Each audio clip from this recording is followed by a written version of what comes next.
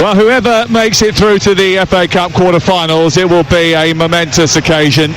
Forest are not regulars in the last 8. It will be only the second time in 29 years. For Ipswich, it will be a first step into the quarters since 1992-93. To make it through, they will have to achieve something they've never achieved before, and that is a win in the FA Cup at the City Ground. Ipswich just don't do that. And Forest are mightily hard to break down, as Arsenal found out last week. Here, anyway, they may concede goals on the road, 5 at Bournemouth, 2 at Exeter and Fulham and 4 at Newcastle. But here, they have kept clean sheets in 7 of their last 11 games. Can Ipswich really afford to expend their energy on trying to crack open the Forest fortress, or will they be more interested in next week's trip to Crystal Palace? Well, the team sheet probably give you an indication of where their priorities lie. Europe chasing Forest are confident, and relegation contenders Ipswich are probably not. They've made 8 changes, Forest have made 6, but Matt Sells is their goalkeeper with Ola Reina at right back, Mario Morata and Alex Moreno in defence. Ryan Yates and Sangare protecting in front of that. Danilo in the 10, Hudson-Odoi, Elanga flanking Iwonyi in attack. Alex Palmer is in goal, his 5th appearance since his move from West Brom. The back 3/4 is Tuanzebe, Burgess and Wolfenden, Townsend and Johnson probably as the wing backs, Morsey and Luongo, Taylor behind Hurst and Broadhurst in attack.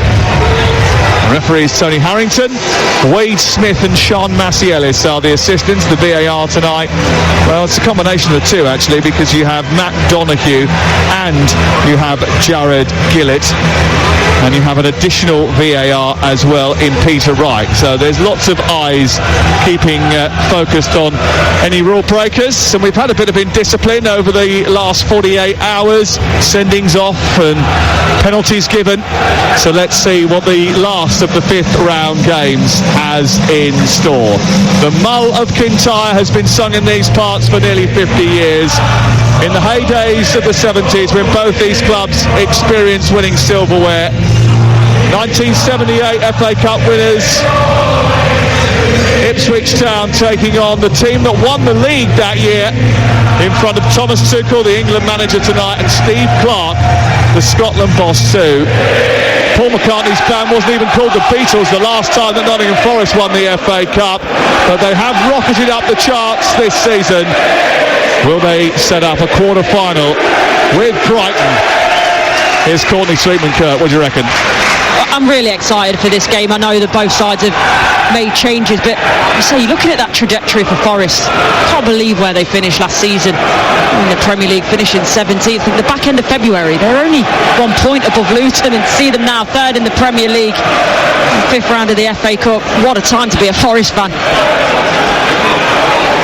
Garibaldi red and white shorts for Nottingham Forest, attacking the goal away to our right hand side in the first half, and it's blue shirts with white shorts and blue socks for Ipswich Town. Ben Johnson starting high up on that right hand side, wins the ball back. Morsey with a cross into the box, which is going to be harmless. It floats through the 18-yard box from right side to left and out and away for the first goal kick of the game. It's a long hard season. Who still has enough in the tank? Forest's last win here was the 7-0 thrashing of Brighton live on TalkSport. Ipswich haven't won since they beat Coventry City in the previous round. In fact, the only wins in 2025 that Ipswich have managed have come in the FA Cup.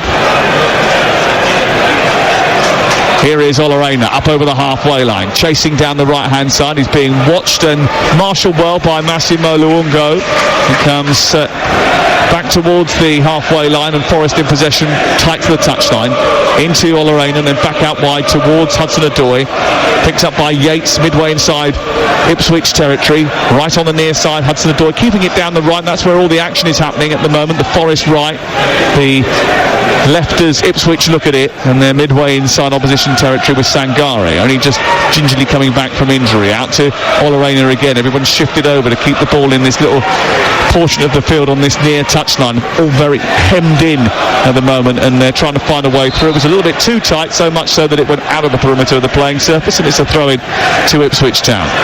It's a nice bit of play, don't get me wrong, initially, but at some point when you're moving it 1 and 2 touch and you're drawing everyone over as you are for Forest to that right-hand side. At what point can get the ball out, switch the play and find the space on the opposite side of the pitch? Just didn't do that quick enough.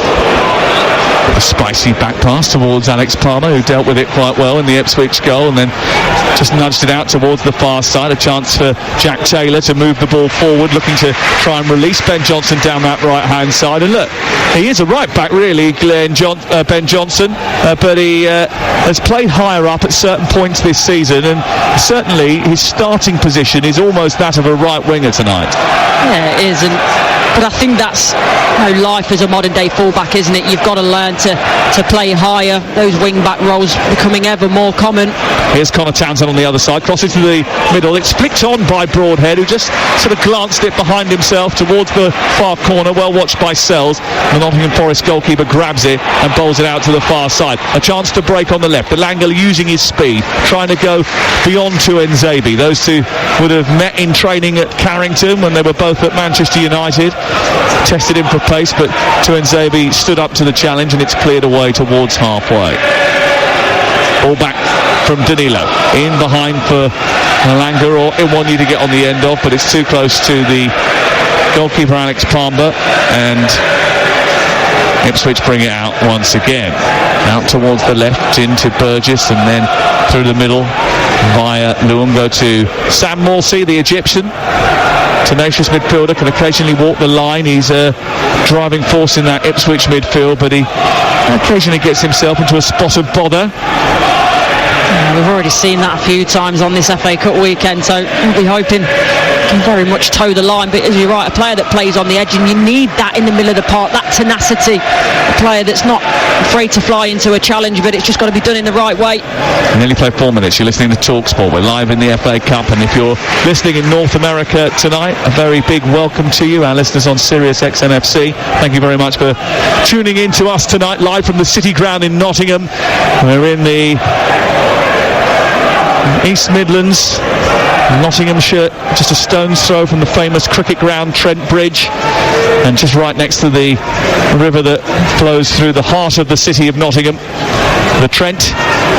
And we're at the famous City Ground, and Nottingham Forest have such a storied history, and they're hoping to write another chapter this season. They may well qualify for the Champions League. They're third in the Premier League, and they have a chance to get into the quarterfinals of the FA Cup. Good ball down the left-hand side, well watched by Palmer, whose starting position was excellent. His anticipation was superb there. Yeah, it was brilliant, and especially because you're right in terms of how high Ben Johnson is playing, very much more so than Connor Townsend on the other end, and sometimes it's that asymmetric. It almost looks like a four at the back with how high Johnson is and Townsend tucking in, so sometimes Johnson's got a lot of work to do, and that's why Alex Palmer then with that ball down the Forest left-hand side has to be alert. Iwanyi, who's playing with a face mask, has just bustled his way past Burgess, who recovered at the last moment to nudge it back to Wolfenden. Ball played upfield by Morsey, but won by Marios. The ball through the centre of the pitch almost catches out the advanced figure of Elanga more than anybody else, and Burgess reacted well, got it back to his goalkeeper Palmer, who inside the box takes it wide of the goal and then sends it long and out of play on this near side. Nuno Espirito Santo, who is a goalkeeper by trade, catches the ball, throws it back to Ola Aina, and he will launch it down the touchline. I did read that Ola Aina's contract runs out at the end of the season, and there was a couple of whispers that maybe his old club Chelsea might have a look at him. Well, the question is, who aren't Chelsea looking at? It's probably more to the point. Well, I'll just take that dagger and pull it out. Well, after 6 minutes there was always a planned tribute to Sam Perkins, a cherished member of the Forest family, who sadly passed away after suffering at the age of 46 with the terrible illness, motor neurone disease. And the City Ground rises as one to pay tribute to a lost member of their support group. Ball on the halfway line with Ola Aina, out to Hudson-Odoi. He cuts in past Broadhead, runs forward, plays it down the right. Alanga's onside here. He's in a bit of space as well. He's got Yates on the edge of the penalty area. He's found him, but Yates couldn't sort his body out to volley the ball because Morsey came back and covered him, and it was cleared away by the Ipswich defence, but it was a good move. Yeah, and it was really good though by Morsey in terms of putting that pressure on. Just does enough without making the foul. Alanga into Yates inside the Ipswich penalty area. Wide on the right is Hudson-Odoi. Gets it back, gives it to Olorena, who's going to strike it. Takes a deflection, flicked on by Alanga into the path of Yates again. Yates down the right hand side.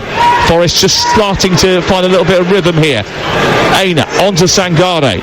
He takes it wide, sends it back into the right channel where it's collected by Hudson-Odoi. He just slows up the attack, runs at Broadhead, gets a 1-2 with Alanga, produces a cross, takes a deflection, and it goes off Connor Townsend and out for the first corner of the game. We play just over 8 minutes. You're listening to Talk Sport, and it's Nottingham Forest 0, Ipswich 0.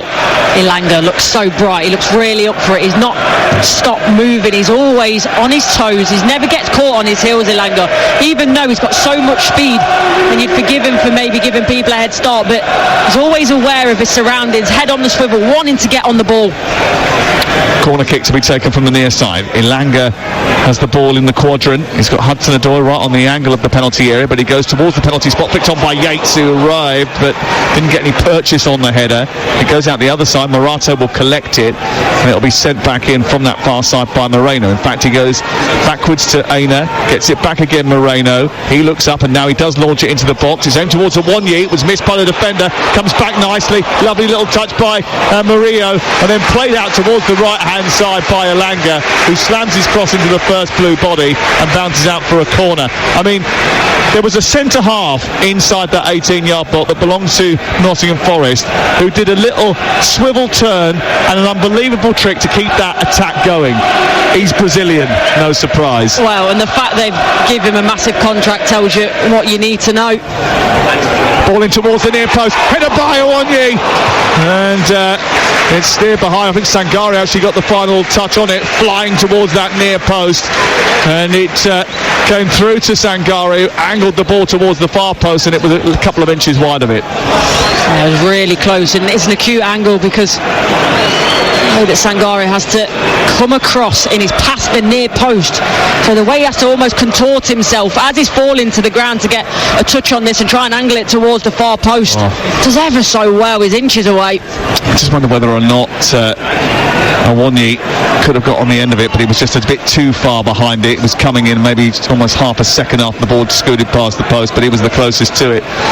In Nottingham Forest, Garibaldi red, but that was a good header from Sangare, who has been out with a hamstring injury since August. He returned slowly over the last month or so, started at Exeter, assisted both goals.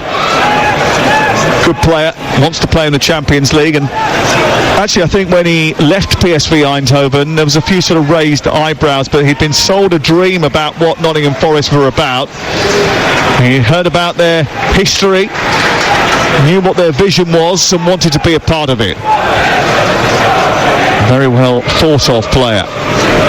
Here is Morsey on the halfway line in the blue shirt of Ipswich Town. Kieran McKenna does set them up to have a go at teams. They've scored in each of the last 6 matches, Ipswich Town. The last team to stop them scoring were Manchester City. Now, they do have a goal threat. They are much changed tonight, though. And certainly Nottingham Forest look stronger on paper, and they've started stronger. We played just over 10 minutes. They have a free kick, Ipswich, just right of centre, 10 yards in front of the centre circle. Yeah, Forest certainly the better team in the opening exchanges, but they need to play more to their strengths at times. Ipswich, Hurst and Broadhead are up there, and you know if you can make it a bit of a fight scene with them two working off each other, and get a little bit of joy. Connor Townsend standing over the free kick, but it's Johnson who elevates it deep towards the far post. There's a little bit of hesitancy there from the attempt of trying to play the ball for George Hurst, and it goes behind and is out for a goal kick. I think actually the offside flag was up anyway. That was the hesitancy from George Hurst at the far post. He was just a little bit worried about getting involved in it, and then when he did get involved in it, the flag went up, which is why he decided not to dive in the first place. And it remains 0-0. Ipswich did make a fast start in their last game away from home at Manchester United. They couldn't hold on. Forest prioritised sturdiness against Arsenal and certainly did their job. And they have had an excellent season, Forest. They currently having a little bit of a blip by their high standards. They are without a win in 3 games in 90 minutes. Here is Ilanga out to Hudson-Odoi on the right hand side. They win the ball back in midfield. Yates centrally to Sangare, and then out to Murillo further on towards Alex Moreno on loan from Aston Villa. He cuts infield, then 10 yards in front of the halfway line, guides it back to Murillo, and then back to Morato, and then they're just controlling possession deep inside their own half. And Ben Johnson as well now, he's dropped right in. I don't know whether he's panicking. Ball bent round towards the edge of the 6-yard box, where there was a little bit of panic going on by Luke Wolfenden, who had to decide to play the ball straight over the head of his own goalkeeper because he knew the keeper wasn't going to get there, and Ilanga had put on the afterburners and may have ended up being favourites, so he just took no chance and just shoved it out of play. Yeah, and that's why they're panicking, because that long ball is working for Forest. And Ipswich now, they've dropped in a little bit deeper to try and assess it, but for me they've got to get better pressure initially on the ball through. Here is the corner, taken over on that far side, whipped in by Ilanga towards the near post. It's a clutch of bodies, but it was a low, poor delivery which was easily dealt with by Morsey. Hoiked up over the halfway line and won back by Aina. And that was not the best of deliveries from Ilanga. If you're a centre-half coming up from the back and that's what you get served up with, you're a little bit furious, aren't you? Yeah, exactly. Especially coming up all that way, and he's got a brilliant delivery. You've just seen one into Sangare as well. Has to do better with that one. Given away in midfield, and Sangare has won it back. Ipswich on the back foot here because Hudson-Odoi is travelling down the right. He's got Yates just in front of him. He's just wandered into an offside position. He's aimed his ball towards Ilanga, headed away but only as far as Moreno. He struck it, and he's hit it wildly over the top of the crossbar. It was never really testing Alex Palmer, who raised his hand immediately and said that's safe, and it goes behind and away for a goal kick away to our right. It's a warning sign now down that side. Alex Moreno is getting higher and higher, and I mentioned he's sort of now winning that battle against Ben Johnson. It's making Ben Johnson sit right in, and it's negating that threat from Ipswich, as well as obviously giving Forest a threat down the left hand side high up the pitch. Tuanzebe picks it up just short of the halfway line for Ipswich Town. And defensively they are suspect, Ipswich. They've kept just 3 clean sheets all season and none since they played Bristol Rovers in round 3. To say they're brittle at the back is a little bit of an understatement. And Forest know they've got weapons as well in that sort of area of the field that you can outscore them. FA Cup kicks up trends that you haven't thought of before or you're not used to seeing, but certainly you would expect Forest to get on the score sheet tonight. Yeah, and it's not just the 11 that's obviously started the game. For me, definitely got the stronger of the benches, the likes of Gibbs, White and Wood. And another player I really like, by the way, is Elliot Anderson. I think he's had a fantastic season so far. £35 million purchase from Newcastle United earlier in the season, or at the start of the season, a deal that Newcastle felt they had to do because of PSR.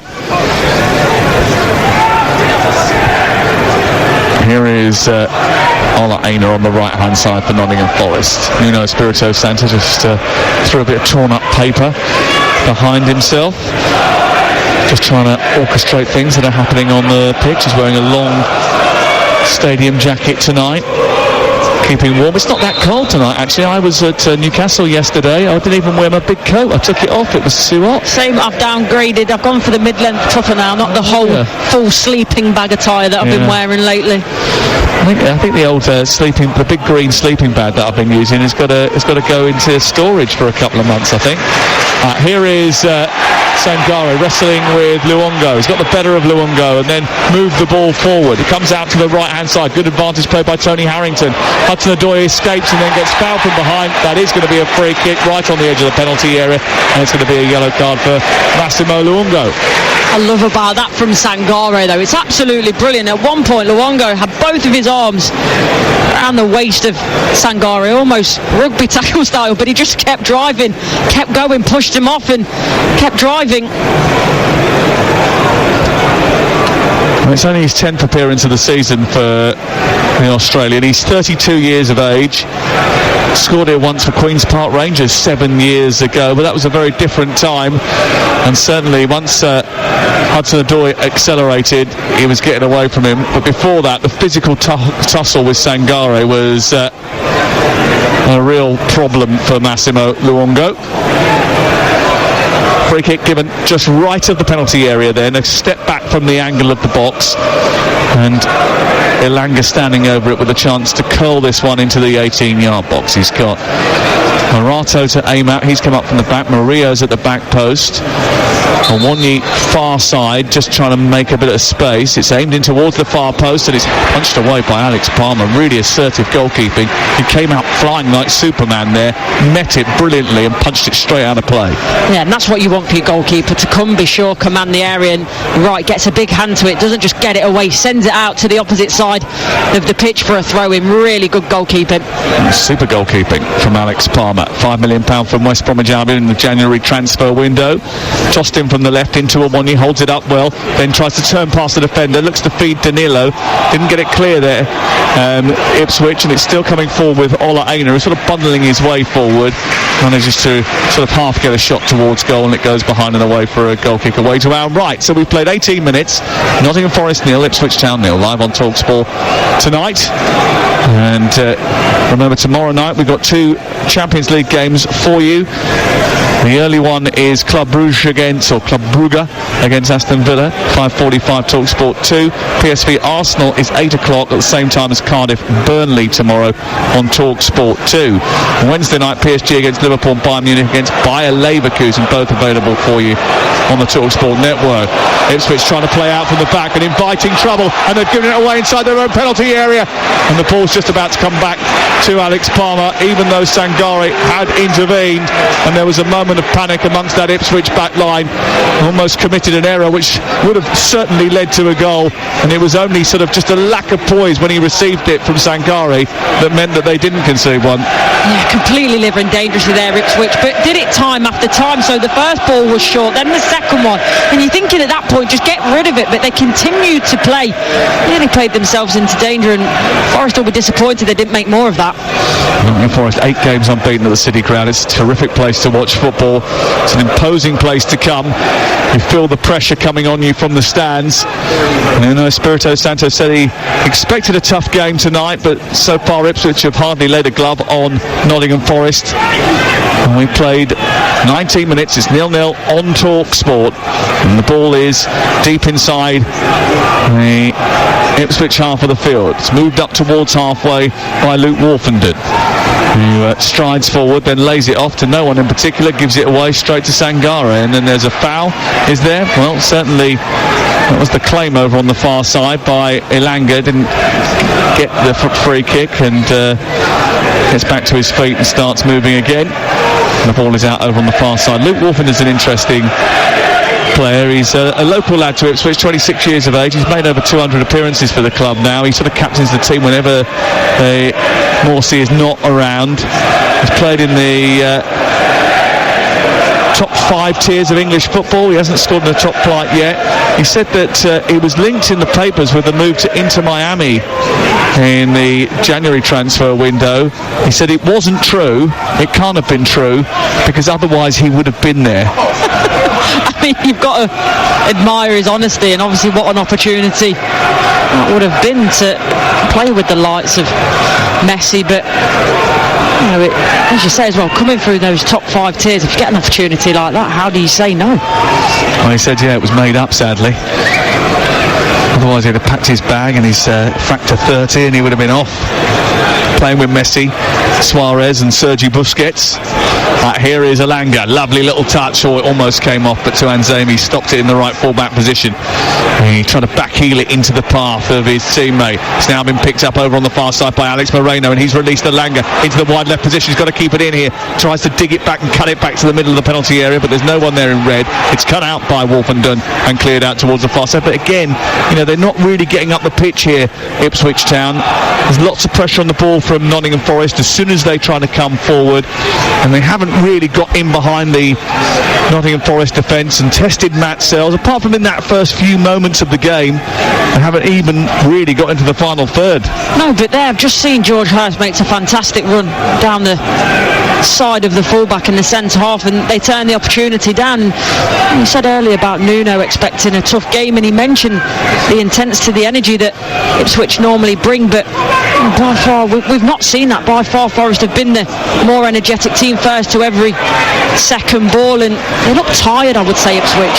Awonye's been told to go in behind here with a long searching ball by Aina. He's got hold of it and turned the ball back into Alanga, edge of the area. He's got support, but he's going to go for goal from the edge of the 18-yard box. He elevates it far too high, and it goes over the top of the crossbar, and it's out for a goal kick away to our right. He's got 3 goals this season, but they all came in a sort of purple patch when Forest were flying over Christmas and New Year, and that wasn't very close to testing Alex Palmer, I'm afraid. No, it wasn't, but what I did love was that ball from the right-hand side, the sweeping ball from Ola Aina into Awonye. Does well to keep it alive, and what lets Alanga down initially is that first touch. When it comes back to him on the edge of the box, it gets stuck underneath him, and then he's always fighting to try and get the ball in the right position to do what he wants with it, and in the end just gets completely underneath it with the shot, flies over the bar.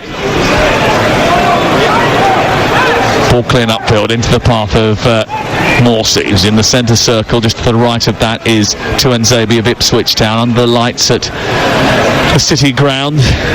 All 4 of the stands really pretty much independent, apart from the sort of connected one that's opposite us and away to our right, the Bridgeford end, which is that sort of sloping stand where it's only sort of 2/3 2-tier, and then there's 1 tier on the right hand side of it. Ball goes through the penalty area as it's crossed from the right. The left hand side joining to attack was Townsend. He smashed it into Olarena, gets it back, delivers another cross into the box. Hurst is up there, but so is Murillo, and he heads it down and away for the first corner for Ipswich Town on the night. 24 minutes gone.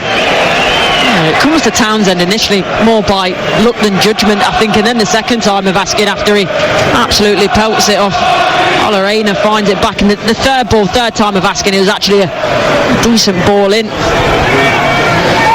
Well, that cross was aimed towards Hurst. It was headed behind by the Brazilian, and now it's back in by Townsend. It goes all the way through the box again, and then Johnson cracks it from the edge of the area, right-footed into a crowd of bodies. It spirals out over on the far side and spins for a throw-in over on the far side. And it remains 0-0. The Brian Clough stand opposite us, heavily populated. In fact, every stand heavily populated tonight, as you would expect here. Ipswich have brought their contingent behind the goal away to our right. Well, it's a healthy crowd for a Monday night, which will see one of these two go through to the quarter-finals and play Brighton and Hove Albion away from home. Here is Ben Johnson playing high up on that right-hand side, as we thought he might. We were told he was going to play up high, and initially I think we all were a little bit eyebrows raised, but certainly that has been the tactic for Ipswich so far. Hasn't necessarily played off just yet, but here is Burgess into Luongo. Heavy pass which wasn't controlled by Broadhead. Now a bit of space for Luongo, who can see Johnson over on that far side, but he's overhit his pass, and it goes straight out of play down by the corner flag, and it's away for our goal kick away to our left hand side. You're listening to Nottingham Forest 0, Ipswich 0 in the FA Cup. Game day live on TalkSport with Carling, the official beer partner of the Emirates FA Cup. 18 plus, please drink responsibly. It's a real shame for Ipswich. Luongo initially does well. I like the pocket that he picks up. Got time, lets the ball run across his body, is facing forward, and the ball is up right hand side into Johnson. It isn't a difficult one. It's helped by the fact that Moreno's come really narrow as well. He's just got to drive that across the floor and gets it completely wrong. Evangelos Marinakis is sitting high up in the stand over on the far side. He's got a special little area where he can view the game from. He doesn't have anyone sitting around him. He's just him on his own, keeping tabs on everything, and he's here watching from on high. Ball cleared away by Palmer, upfield, looking for the run of George Hurst. Hurst looking to spin him behind now, as he didn't get the initial ball, but he's putting pressure on the goalkeeper Sells. Sells of Nottingham Forest will kick it clear. It's taken out of the sky by Danilo, and then it's sent back towards the halfway line and collected by Tuanzebe. Here is Wolfenden again. He's got a massive job though, hasn't he, Hurst, there, because he's driving in behind, he's trying to make something happen. Broadhead and Taylor are nowhere near him. He is so isolated at the moment, it's incredible. What can they do to change that? Just get players closer to him instead of going up for the long balls, try and build the play a little bit more? What's the plan to solve that problem? Yeah, potentially, but if you're going long, that's absolutely fine.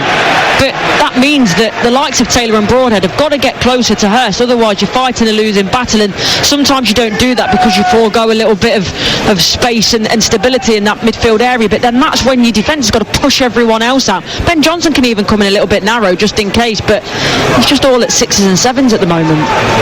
All cleared from the left full-back position, and a bit of muscling going on from Morato in the back of George Hurst, who was trying to hold it up, and he was nudged off the ball, and the free kick is given in favour of Ipswich Town. Just lost a little bit of lustre for the last few minutes or so. Nottingham Forest lost a little bit of pace in that game as Ipswich maybe have just come to terms with it. They haven't really put Alex Palmer under enough pressure, didn't capitalise on that period where they were forcing the issue. Ipswich just had a little bit more of the ball. This is Connor Townsend on the left-hand side, trying to send it in behind. It's aimed up towards Hurst, didn't reach him. Taylor was coming in just behind him. Murillo dealt with it brilliantly and headed it towards halfway. Sangare takes over now, sends it forward. Bit of space for Yates, but he was stretching for the ball and allowed it to run through to a blue shirt instead. And now Taylor's picked it up just short of the halfway line for Ipswich. He's on the right side of the centre circle. He lays it out wide. Johnson takes over, slows up the attack, and it goes back to halfway. Morsey will then send it on, and Johnson now galloping down that right-hand side is going to be denied by the fact that it's just too close to the inside right channel, where Sells has come into, picked it up, and will clear it away for Nottingham Forest, and it remains goalless. It's a shame though, because Ben Johnson makes the right run, and you're right in terms of that ball. It's too angled, it needs to be straight up. Just gives the time for Murillo to come over, shepherd that ball back into the goalkeeper Sells, but better passage of play, you're right, Sam, in terms of Ipswich just looking a little bit brighter at the moment. Broadhead with a little juggle trying to go beyond Ola Aina. He dispossesses him though and then turns it into Danilo's path. He didn't realise that Ben Johnson was coming, but he managed to adjust his body anyway. It's sent out wide to Elanga, who's going to take on Tuanzebe, and he's got the beating of him for pace. He gets down towards the byline, but Tuanzebe reacted really well. Slid that ball behind off Elanga. It goes out for a goal kick. That was really good defending. Well, we've got a huge week coming up for you on TalkSport Breakfast, filled with some tasty guests. The former Spurs and Real Madrid midfielder Rafael van der Vaart is going to join Jeff Stelling and Ali McCoy tomorrow morning. Later this week, Alan Brazil and Gamiak Bonlahor will speak to World Cup winner Emmanuel Petit.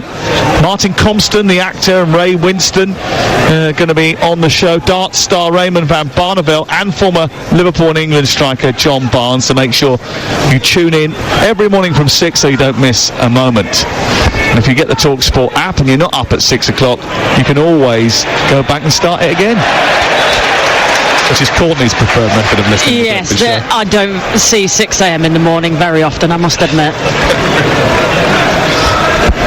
Even when you're training for your half marathon? Oh no, just do that later in the day. Why would you want to do that in the dark? No. Just so you can tell people you're up at 6 a.m. training hard. Exactly, it's not for me that. I never get up before 8 o'clock. Never. Unless you're going on holiday. Unless I'm going on holiday, in which case I'll be there at 4. Half an hour gone. Forest 0, Ipswich 0, TalkSport on a Monday night. We've got Tuesday night football for you, Wednesday night football for you as well, Thursday night football for you, Friday night football for you, Saturday and Sunday too. Full service here on TalkSport and TalkSport 2. Here down the left-hand side, Connor Townsend trying to dance in towards the left channel. And they've just adjusted, I think, Ipswich to the pace of the game and to the vulnerabilities that they had in the first 20 minutes of the match. They've just started to find their feet a little bit, and they're giving Nottingham Forest something to think about for the first time in the game. And what they're also doing is, I wouldn't say it's complacency, but Obviously Forest, they've had a lot of possession, getting a little bit brave, trying to push players higher up the pitch. So you're right, Ipswich are looking at that and thinking, right, we can exploit that, we can get the ball in behind, we can use Townsend, who's staying really high and wide on that left hand side, and get a bit of joy out of it. Luongo got a bit of freedom in the middle of the park here. He's got Broadhead to his right and Townsend to his left. Townsend gets hold of it. Luongo tries to take it down the touchline. Tackled by Aina. It goes out of play and away for a throw in on this near side. Bit of movement inside the box for George Hurst, who's being tracked by Morato. Townsend, Luongo has floated towards the back edge of the penalty area. Again, he's just overhit his pass. He's looked a little bit ring rusty tonight as Massimo Luongo. And then I don't know really what Ben Johnson was trying to achieve by hooking the ball out for a goal kick there, because he was chasing the ball out to the touchline. I don't know if he was trying to lift it against Moreno and put it out for a throw in so that he could win the ball back over on the far side and keep the pressure on Forest, but it didn't work. He ended up hooking it straight out for a goal kick. Yeah, normally it's the other way around. You're trying to stop it going out for a goal kick so you can get it in the corner for a throw in and try and pen Forest in there. But right with Luongo as well, it's a shame because he's picking up nice positions actually, but then that final end product with the ball it's not been what he would have wanted so far. Nottingham Forest 0, Ipswich Town 0. You're listening to Talk Sport on this Monday night, and it's Alex Palmer away to our right, getting the ball off Luongo and then clipping it out towards the near side. Townsend heading it down. It's aimed towards Broadhead. There was a collision between him and Aina. Immediately the charge went up for a foul. It didn't happen. It's turned out round the right hand side where it's collected now by Hudson-Odoi, who gets to the edge of the penalty area for Forest. They're on the attack here. They haven't had much of those in the last 10 minutes. Back out wide to Hudson-Odoi once again. He tiptoes forward, plays it down the right side. Yates through the centre of the 18-yard box, but it doesn't really connect well with Moreno, who sort of almost thighed the ball into the sky, and it runs loose on the edge of the penalty area. Sangare wins it back, and still the pressure comes. Here's Hudson-Odoi out wide. Alanga needs a good delivery, but there's lots of blue shirts inside the box to try and negotiate, so he goes short to Hudson-Odoi, back out to Alanga again on the angle of the penalty area, and again they're sort of forced away by Ipswich. Here's Alanga travelling centrally now, 10 yards back from the edge of the box. Ipswich getting numbers behind the ball and plugging all the gaps. Aina back to Sangare, down to the right side, collected now by Hudson-Odoi, who accelerates beyond Townsend, then runs into Luongo, commits a foul. Free kick given to Ipswich. And that's the thing with Forest, they've got to move it quicker in those positions, because when Ipswich get back into that shape there, they'll sit in it, they'll get bodies behind the ball, they'll make it extremely difficult. And there's been a couple of moments, and I like where Yates gets free there down the right hand side of the box, and that late run has worked for Forest, but then that final ball, the little bit of quality you need, hasn't quite been there. Well, usually Nottingham Forest happy without the ball, reluctant to press and want to counter-attack. Ipswich quite happy to mix their tactics. McKenna happy to utilise varying different systems. They want to try and prioritise a controlled build-up with an emphasis on passing and creating central overloads, but tonight it's been an interesting encounter in the fact that actually Nottingham Forest have sort of had a lot of the ball, then surrendered the ball, and now looking to try and find a way to get Awonyi, Alanga and Hudson-Odoi into the match. They want to surrender a little bit of that possession, because you're right, when you've got players like Alanga, Awonyi up there, Hudson-Odoi with that much pace, and then Ipswich sit right back in, it doesn't help them overly. They want to create that space in behind to make them panic, to get them turned. Well, they're being turned here, and Alanga has produced a cross into the box. It's chested down by Moreno, comes back to Danilo, hits it, blocked by Wolfenden, who's standing in front of his goalkeeper, and he manages to clear it out on the far side. But that's what they need, isn't it? Those opportunities just to play the ball in behind. It was a good run down the right channel off the back of Broadhead by Alanga, which allowed for the cross into the box. The clearance by Tuenzebi came back to Danilo, edge of the penalty area, and he made Wolfenden block that shot. Yeah, he struck it extremely well with so much venom. And this time Alanga doesn't turn the opportunity down. A couple of times he's got in that position, he's turned back trying to find half a yard, but he's got the ball in early, which creates a space. Moreno's a bit unlucky. It's one of those strange angles. He can't really head it, it's a bit too low, he can't kick it, so he's having to bring it down on his chest. A better opportunity would have been to him to hit that first time, but just as it comes back out, it's hit really well by Danilo. Ipswich back in the top tier for the first time in 22 years this season. They're 5 points from safety. That is their priority, but they're on the attack here. And Taylor's ball from just inside the 18-yard box there, with a chance to try and find a little bit of room. It's really poorly hit, and that's led to a counter-attack, which Alanga has led, and he couldn't quite find Awoniyi. There was a collision about 5 yards outside the box between Awoniyi and Wolfenden anyway. The referee has allowed play on, and Ipswich have the ball back. Up to the halfway line it goes. Jack Taylor scored in the win over Bristol Rovers. Got a dramatic late winner against Wolves. Has a habit of scoring actually in FA Cup ties. He's got 4 goals in 9 appearances in the FA Cup. Olorena almost doing his best to give the ball to George Hurst. The referee just watching on as there's a little bit of physical contact between him and Murillo. Danilo gets it, sends it long, overhit, and it's back with Ipswich. There's a little bit of frustration around the City ground. Yeah, there is, and cross wires there. I think he's thinking Awoniyi is going to go and drive in behind. He doesn't. He comes once it's to feet, but no point doing that because Yates is already in there showing in this. Same happened where Ilanga goes on the drive that left-hand side, and Hudson-Odoi is absolutely livid, hands up in the air because he was in acres of space on the right-hand side. Space for Johnson to attack down the right-hand side, but we've got into a crossing position and he just hasn't got the quality to find Hurst in the centre. Cut out by Murillo and it's cleared away. And 0-0 with 37 minutes on the clock, and really and truly not much to shout about from either of the two teams in terms of goal scoring opportunities. You look at the statistics already tonight. 1 shot on target in the whole match. I reckon that came in the first few moments of the game when was it a flick on by Hurst or Broadhead from the near side. Here is Hudson-Odoi down the right-hand side, trying to get into the penalty area, runs into 3 Ipswich jerseys, sets it back towards Sangare, who digs it out, but no quality with the effort, goes over the top of the crossbar. Yeah, 1 shot on target. I think that came in the first couple of seconds of the match. Yeah, I think you're right, and it's all been between both boxes. There's been a bit of a lack of quality. You would say that Forest have looked the brighter, but it's certainly not the game I think that I was expecting. I thought there'd be a bit more energy and an emphasis on trying to put the ball in the back of the net, but both teams at the minute quite happy just to get through the first half unscathed. Cameron Burgess has taken a bit of a whack on the edge of the penalty area after tussling. In fact, I think he went down after that shot from Sangare, so hopefully it's nothing more than just an impact injury, because he's hobbling even now as he brings the ball out from the back. Cameron Burgess, the 29-year-old Australian, who's played in all 5 top tiers, started off at Fulham. He's an Australian international. He moved there when he was 11.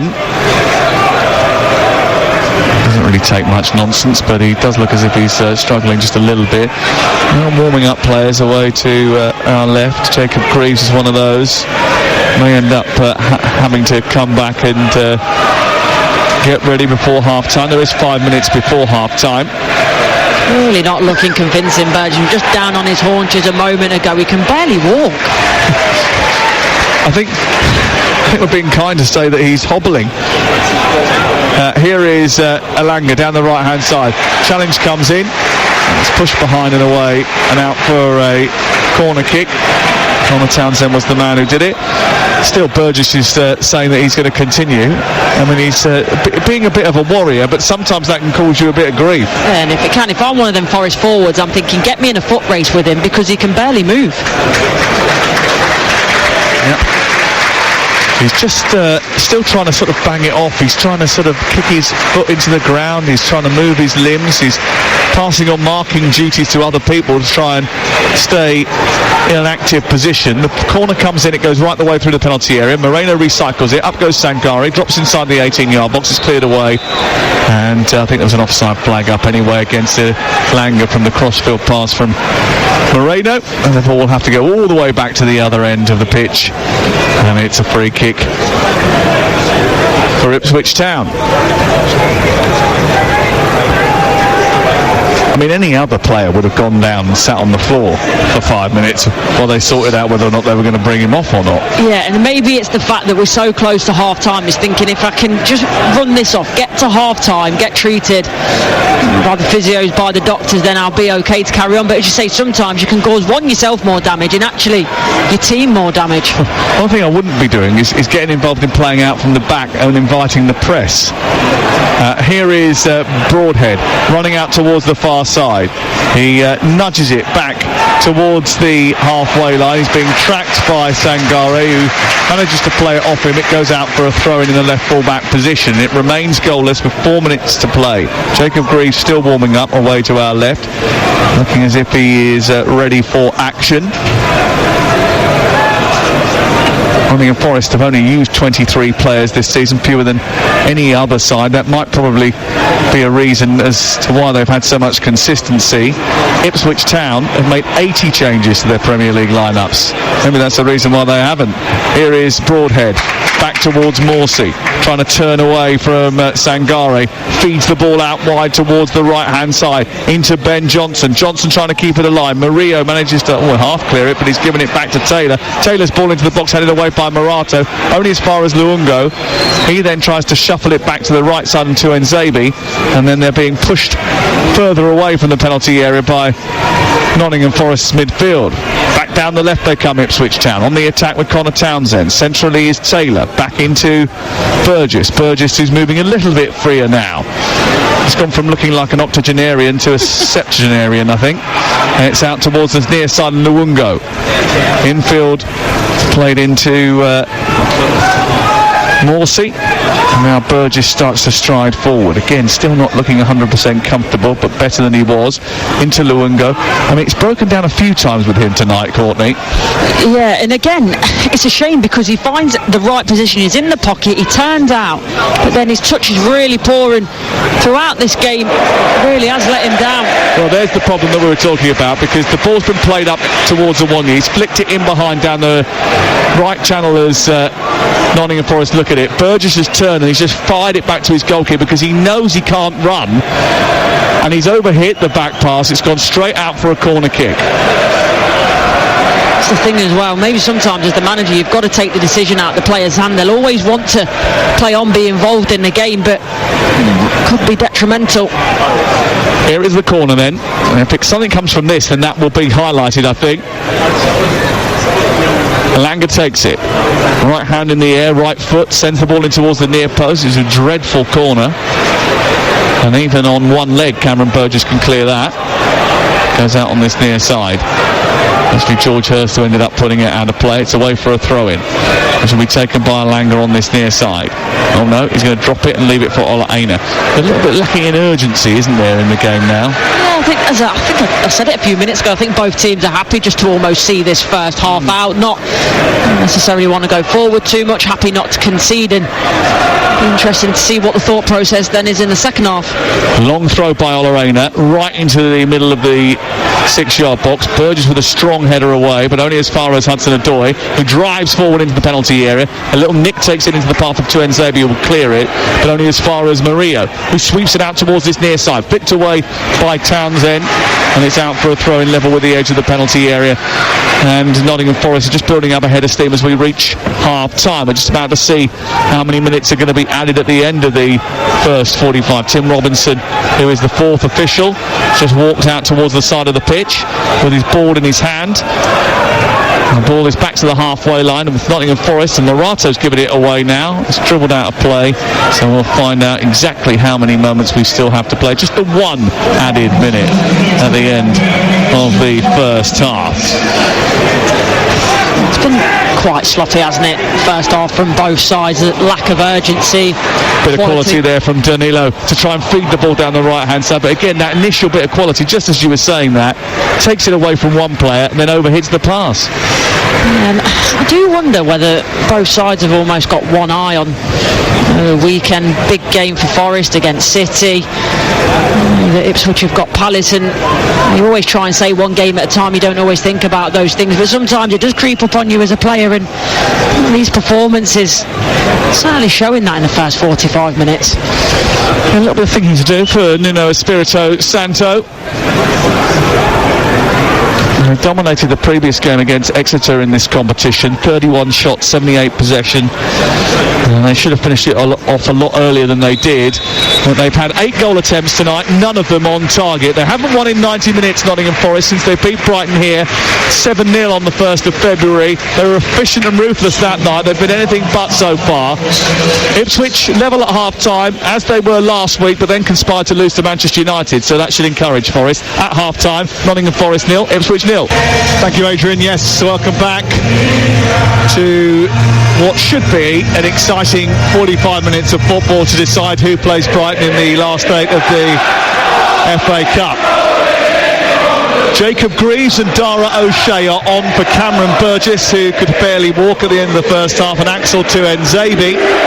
So 2 changes for Kieran McKenna. Greaves going in alongside Wolfenden, and O'Shea coming in at right back. So it'll be interesting to see if that changes anything. Does look like more of a conventional back four, but it did at times during that first half as well. 0-0 at half time, and this is the first of 2 meetings between Forest and Ipswich in 12 days down Portman Road. The second one will come. Forest beat them here earlier in the season by just a solitary goal to 0, and it might be that just one goal separates them tonight. Yeah, I think by what we've seen in the first half, the lack of quality opportunities, that could well be the way. We saw Leif Davies actually warming up at half-time quite convincingly away from everyone else. I thought he might be coming on the pitch because he had that attacking intent, but it doesn't seem to be, and as you say, it looks to be at the moment, although it does change in and out of possession as more of a conventional four. Yep, that's the way things go with Kieran McKenna and his team. I think it was something that actually we spoke to him about earlier in the season, and he said, we play loads of different formations throughout the course of a game. We flex and we move and we shift depending on, 1, the game state, 2, whether we've got the ball, where the ball is, etc, etc. Never really looks like it does on a television graphic. It is 0-0. We played a minute of the second half. You're live on Talk Sport tonight, and Nottingham Forest shooting from right to left in this second half in red shirts, white shorts and red socks. Ipswich in blue shirts, white shorts and blue socks attacking the goal away to our right hand side. The 2-11s now look like this. Sells in goal, Aina, Murillo, Morato and Moreno the back four. Yates and Sangare the 2 holders in midfield, with Danilo behind Hudson-Odoi, Elanga and Iwonu leads the line. Here's Johnson for Ipswich with a cross into the box. It flashes through the 18-yard area, and Broadhead just sort of throws his head at it, didn't connect with it, and it went out on the far side. Ipswich have Alex Palmer in goal, Dara O'Shea, Jacob Greaves, Luke Wolfenden and Townsend the back four. Luongo, who's been booked, to Morsey in midfield. Jack Taylor behind Johnson, Hurst and Broadhead in attack. Ipswich have only ever won 1 FA Cup game against Nottingham Forest. That was a replay at Portman Road in March 1981. Do you remember what you were doing in March 1981, Courtney? I was waiting to be born 9 years later. Yeah. I think I was 3, buying little, getting my mum to buy 7-inch records. Here is Broadhead trying to feed the ball out towards the left edge of the box. Cleared away by Paul Arena, and it's out for a throw. But Ipswich have started just a little bit brighter, and they have the ball over on the far side.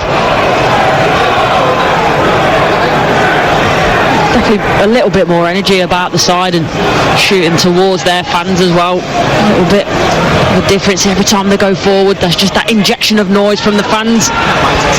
Taylor trying to help it on down the right channel, looking for Morsey. Stepping across was Murillo, big and brawny. He takes the ball out of defence and sends it forward. A high ball out towards Hudson-Odoi, which was watched and matched by Connor Townsend. He headed it forward. Luongo has picked it up and taken it into midfield.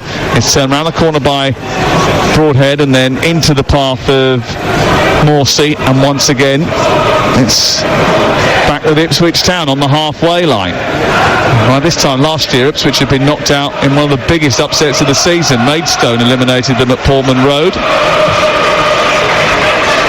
And they've still got a chance of a quarter-final here after sticking in that first half an hour and then growing into the game, and now they're taking the game to Nottingham Forest, and Ben Johnson is being allowed to travel a very long way. There's loads of space over on the far side, which they haven't quite used. A lot of disappointment for Connor Townsend, who's gone right up over on that far touchline. And as the ball came forward, they sort of declined to give it to him. He's got it now, but he's dropped deeper to pick it up. He travels infield, runs at the Forest defence, plays it forward, out towards the left-hand side. But by the time he'd done that, he'd had his pocket picked, and Sangare had released Hudson-Odoi, who's on the break now. And he's running down the right-hand side. He's got support from Malanga, edge of the D, stops it, shoots, right-footed, save down low to his right by Alex Palmer. And that's exactly what Forest want. You to have the ball so they can break at lightning pace. Here's Alanga again, left side. Cross takes a deflection, away by Wolfenden, only as far as Moreno. Edge of the penalty area, gets into the box, right-footed, sets it back for Sangare, plays it into Yates, should have hit it maybe.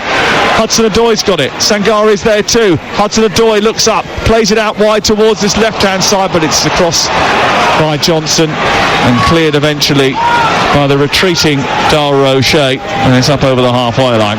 That's interesting, isn't it? The difference, like you say, when Forest, they've got space to run into, when the areas to exploit, they're so much better. Then when it breaks down, and Ipswich have got players behind the ball, they're struggling. But I thought Hudson-Odoi as well, initially down that right-hand side of Runye as well, because he sets his run, he has to change it 3 or 4 times to stop himself running offside.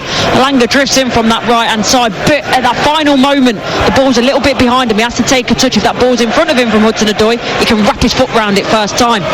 Ipswich have on the back foot again here with Danilo trying to work a shooting position. He does manage to crack one as he comes in on his right foot from 25 yards, but there's always going to be an easy save for Alex Palmer to make. Ipswich have Shoni Aluko as one of McKenna's first team coaches. He has experience of an FA Cup final. He got there with Steve Bruce and Hull City in 2014. That was one of the classic cup finals. Hull City 2-0 up inside 8 minutes. Curtis Davis on the score sheet. And Arsenal ended up fighting back to win 3-2. Ball played out to Morsey on the edge of his own penalty area. He had Ryan Yates right up his backside, but he managed to turn under pressure and get out of a tight spot. They come forward through midfield again, but Yates is pressurising him. Referee allows play on despite a physical connection, which meant that Morsey lost his captain's armband. Broadhead out wide to Johnson. Johnson switches the play from right to left.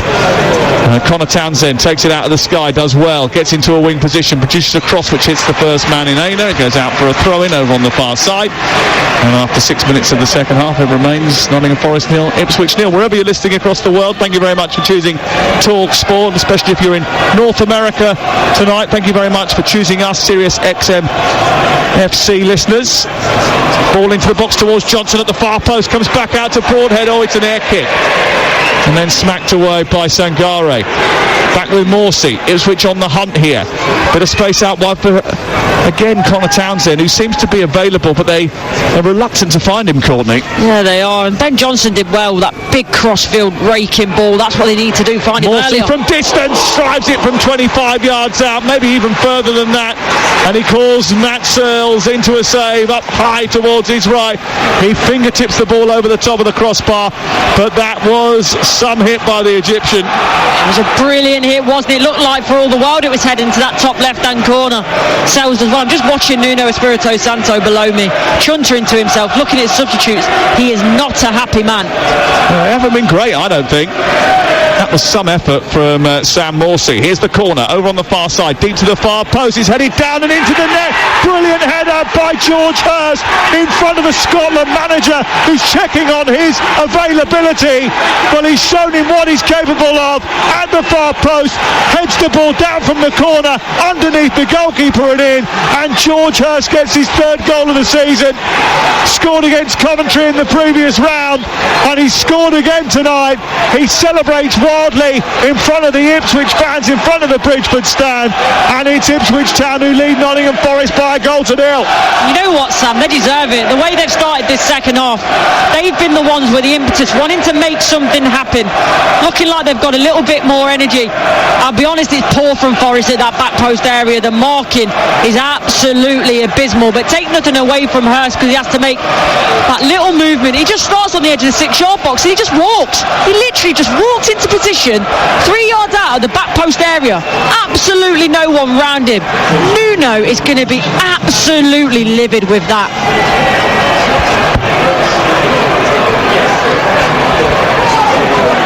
Well, just waiting a slight delay. There was no VAR check of any note, and we are underway again, and Nottingham Forest have to come from behind. It doesn't happen very often that they have to do that. They are good front runners in games, but this does happen quite a lot to Ipswich Town, going in front. The problem is they have a knack of giving away leads very, very quickly after they've taken them. 22 points they've dropped in the league from winning positions this season, but Forest have only won 4 from losing positions. So the signs are good. Broadhead sends it out towards the right, looking for Taylor, engaged by Morato, who's a little bit over-eager with his challenge, and the referee is going to give a free kick here. It's going to be a yellow card, I think, for Morato. This is the game that I was expecting coming to the City ground tonight. More energy, it's got a bit of bite about it, a bit of spiciness. Obviously that's been injected by the goal that Ipswich has just scored. It's Jack Taylor, isn't it, that's down? He looks in some bother. Yeah. It's his right ankle that's the problem. The Tractable is being cheered on from the goal behind the way to our right hand side. There are 3,000 of them in that lower tier of the Bridgeford stand. Good travelling support, and usually is with Ipswich Town. A free kick to be taken on this near side. It's about 15 yards out from the edge of the penalty area. Chance maybe to swing it into the centre. Morgan gives White looking as if he's going to get stripped and ready for action, just to add a little bit of impetus in the game. He certainly will up the tempo. From a rather flat Nottingham Forest performance so far. 1-0 to Ipswich. 10 minutes gone second half. Taken by Johnson right side. He delivers across deep to the far post. Townsend is up there. Heads it back towards Taylor. Into the 18-yard box it goes for a second time towards Greaves this time. Broadhead sends it up. There's a head injury for Yates, and that's going to result in a stoppage inside the 18-yard box. Looking like changes over a foot. I think Elliot Anderson as well is getting stripped off, and Nuno Espirito Santo is absolutely seen enough and knows that he needs to make changes sooner rather than later. Well, I think that'll wind him up. You know, the fact that he's had to bring these players on at this stage of the game shows him that those fringe players maybe aren't ready to contribute as maybe he would like. Exactly, and these are the opportunities. You know, as a fringe player sometimes you're knocking at the door of the manager saying, look, I'm doing well in training, I'm coming on, I'm making an impact, I want to start a game. But when you get that opportunity, you have to take it, and there's so many players here in this Forest side tonight that haven't done that. It's just a little bit casual, and again the ball's been played out by Sells to the far side. Aina has allowed that to just scoot off his head. It's gone out for a throw-in in front of the Brian Clough stand opposite us, and it's away for a throw-in to Ipswich Town, who lead. It's not the highest profile meeting of the two, Nottingham Forest and Ipswich Town. They met in the 1978 Charity Shield at Wembley after Forest won the title and Ipswich won the FA Cup. Brian Clough's Forest beat Bobby Robson Ipswich Town by 5-0 that day. Martin O'Neill scored twice. I was listening to Martin at the end of last week on White and Jordan. It was really funny. He really tickled me. He always does. He's always got a story or two to tell. And I'm sure he'll be back with the boys very shortly. Here's the changes then. Oh no, they're still going to wait for this free kick to be taken. The fourth official hasn't got his board ready, but Nottingham Forest want a substitution to be made. Elanga gets it and funnels it forward to Moreno. Back out to Elanga left hand side. Bounding into the box. Across comes the defender. Helped away by Dara O'Shea, and it's out for a throw-in down by the corner flag. Now they're going to make the change. Morgan Gibbs-White and Elliot Anderson on. And who are they going to withdraw? That's the big question. They're going to take off Danilo. Don't think we're too surprised about that. I wouldn't be surprised if Sangare came off too, having only just come back from injury. Might be Ryan Yates. Either way, be another change in midfield. So Danilo's night is over. On comes Elliot Anderson, and it is Sangare who is replaced by Gibbs-White. And he's saying, come on, let's get things moving, Gibbs-White. Let's crack on with this. We've got a deficit to try and overturn.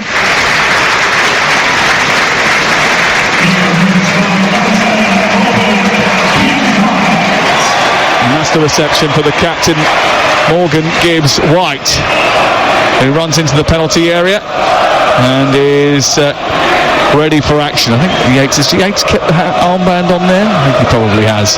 Ball into the box, aimed towards Yates. It's flicked into the air by the defender, headed away by Jack Taylor. Drops inside the middle of the Ipswich half, and Hudson-Odoi gets it back to Ola Aina. Out wide it goes, and Gibbs-White gets on the ball for the first time. Wants it, always. Keeps it moving, always. And he's always on the run as well, and he's got hold of it for a second time. Flicked it infield, given it to Olarena. A little Rabona cross into the box towards Ilanga. He just sort of flicked it with the side of his head, and it went well wide. A goal. I think he was expecting it either, and it goes behind for a goal kick away to our left. This will change the complexion. You'll see Gibbs-White there is already high up or playing behind Awoniyi, but he's one of those where he's such a special player. Like I say, he's always on the move, wants to make things happen. He never hides. He always wants to be at the centre of everything that Forest are doing. Playing out from the back, Ipswich almost tying themselves in, and not immediately. The high press is on, they're giving the ball away. Aina with the back heel into Gibbs-White. Gibbs-White trying to turn it round the corner. Cut out, but Anderson is there to stop Ipswich from getting out of dodge. It's back forward again to Gibbs-White. Back to goal, but on the edge of the penalty area. Anderson back towards him again. Flicked away by Greaves. Up in the air it goes. Headed forward by Morato. Down by Aina. And Morgan Gibbs-White is on it again. He runs forward. Flicks it through the centre. Looked like there was a foul by Luongo. The referee said no. Taken up by Taylor and taken wide to the right for Ipswich. They need to somehow get the ball up the pitch, because Forest have just upped the tempo and the intensity and are all over them. Headed back by Greaves, and that's invited a bit of pressure from Awoniyi, but goalkeeper Alex Palmer is going to come and claim, and it's cleared away. Nottingham Forest 0, Ipswich Town 1. Live on TalkSport tonight. Tomorrow night Champions League action, Wednesday night 2, and action as well tomorrow night from the Championship. Cardiff in action. Courtney's going down there for us tomorrow night. Here is Aina, who's just squashed to the floor by Broadhead. Free kick given. It's really interesting, isn't it, the difference in the energy. Those two players, in Gibbs-White and Anderson, have come on, and it's not just what they do on the ball, but as soon as you look across and you see these big players coming on the pitch, the players with presence, everyone around them elevates their performance too. There might be another couple of Ipswich changes as well in the next few moments. Jack Clark getting ready down in front of us. Just getting stripped and ready for action. You're listening to Nottingham Forest 0, Ipswich 1 in the FA Cup. Game day live on TalkSport with Carling, the official beer partner of the Emirates FA Cup. 18 plus. Please drink responsibly. Murillo to take the throw. Leaves it for Moreno. Moreno down the touchline, where it's flicked on by Morgan Gibbs-White. Down into the corner, and it's straight out of play for an Ipswich Town throw. And there is only 28 minutes to go. What Ipswich won't want to do is emulate Wigan Athletic of 2013, win the FA Cup and get relegated days later. But I think Kieran McKenna is sort of suggesting, because of the history that the club have got in the FA Cup, that he believes that a good FA Cup run could actually help them, especially helps them in terms of confidence and belief. When you don't win too many matches, I don't think you can lose anything by picking up a victory. Definitely not. And that feeling of a win, it doesn't matter where it comes from. Everything feels different. You go into training, you're less tired, you've got more energy, you're bouncing in a different way, and whether that be the Premier League or the FA Cup, it's all working towards the same goal of creating that habit, that winning feeling. It'll be interesting to see what changes they make here, Ipswich Town, because Jens Kayuste is getting ready, so is Jack Clark. After Nottingham Forest have rolled their dice, they're going to flick those onto the table too. This is Gibbs-White, a little bit deeper, playing it just down the side of the centre circle into Awonye. Gets it back again, looks up. Ipswich have got lots of men behind the ball now. He clips the ball in towards the far edge of the 6-yard box. It's straight into the arms of Alex Palmer and cleared away. And the problem here for Nottingham Forest is that their preferred modus operandi is for Ipswich to come onto them and them to be able to counter-attack and get balls in behind to run onto for the speed of Alanga, Awonye and Hudson-Odoi. But Ipswich have got a lead to defend, and as long as they don't do anything stupid, they can protect it. Yeah, exactly. So they're not going to go and flood 6 bodies forward and leave themselves wide open. What I will say is Morgan Gibbs-White is a player that's got that little bit more quality, can thread the eye of the needle, but it's still going to be difficult. They still would rather have the space to run into Forest than try and play these intricate passes around the edge of the box, when there's 10 men behind the ball effectively. Aina gets it wide to the right. Hudson-Odoi to the edge of the area. Elliot Anderson trying to get a shot away. Takes a deflection, goes behind. It's a corner. And that comes about from moving the ball quickly as well. And that's what they're going to have to do if they're going to try and prise open this Ipswich Town defence. They've had only 2 shots on target in the game.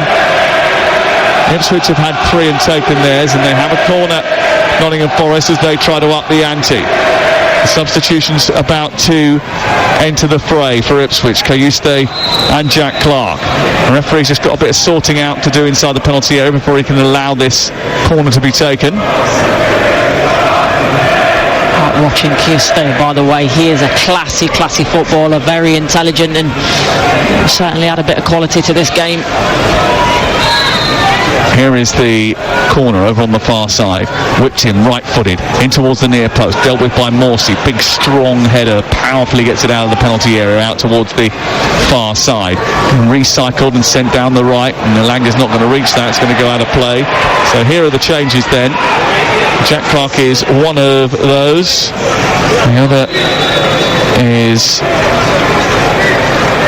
Kayuste. And the 2 coming off, Massimo Luongo. I don't think we're too surprised about that. He'd sort of run his race. And the other one is, let's have a look, let's see who's next. We'll have to wait for him to come off. Well, I think Jack Clark will come on for one of the more attacking players, so probably will be Broadhead. It is Broadhead who comes off, and Jack Clark is on as a result.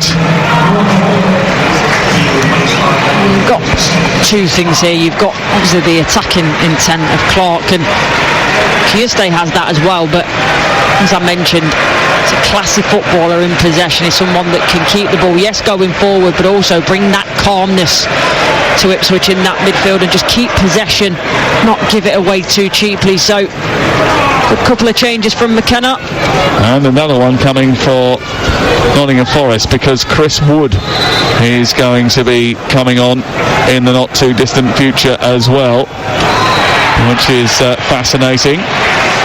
Kayuste's on loan from Napoli. He's had some experience, He's lived in China, he's played in Sweden, Italy, Denmark and France. Energetic, dynamic, all-action midfield player. Certainly had an influence on that Ipswich midfield.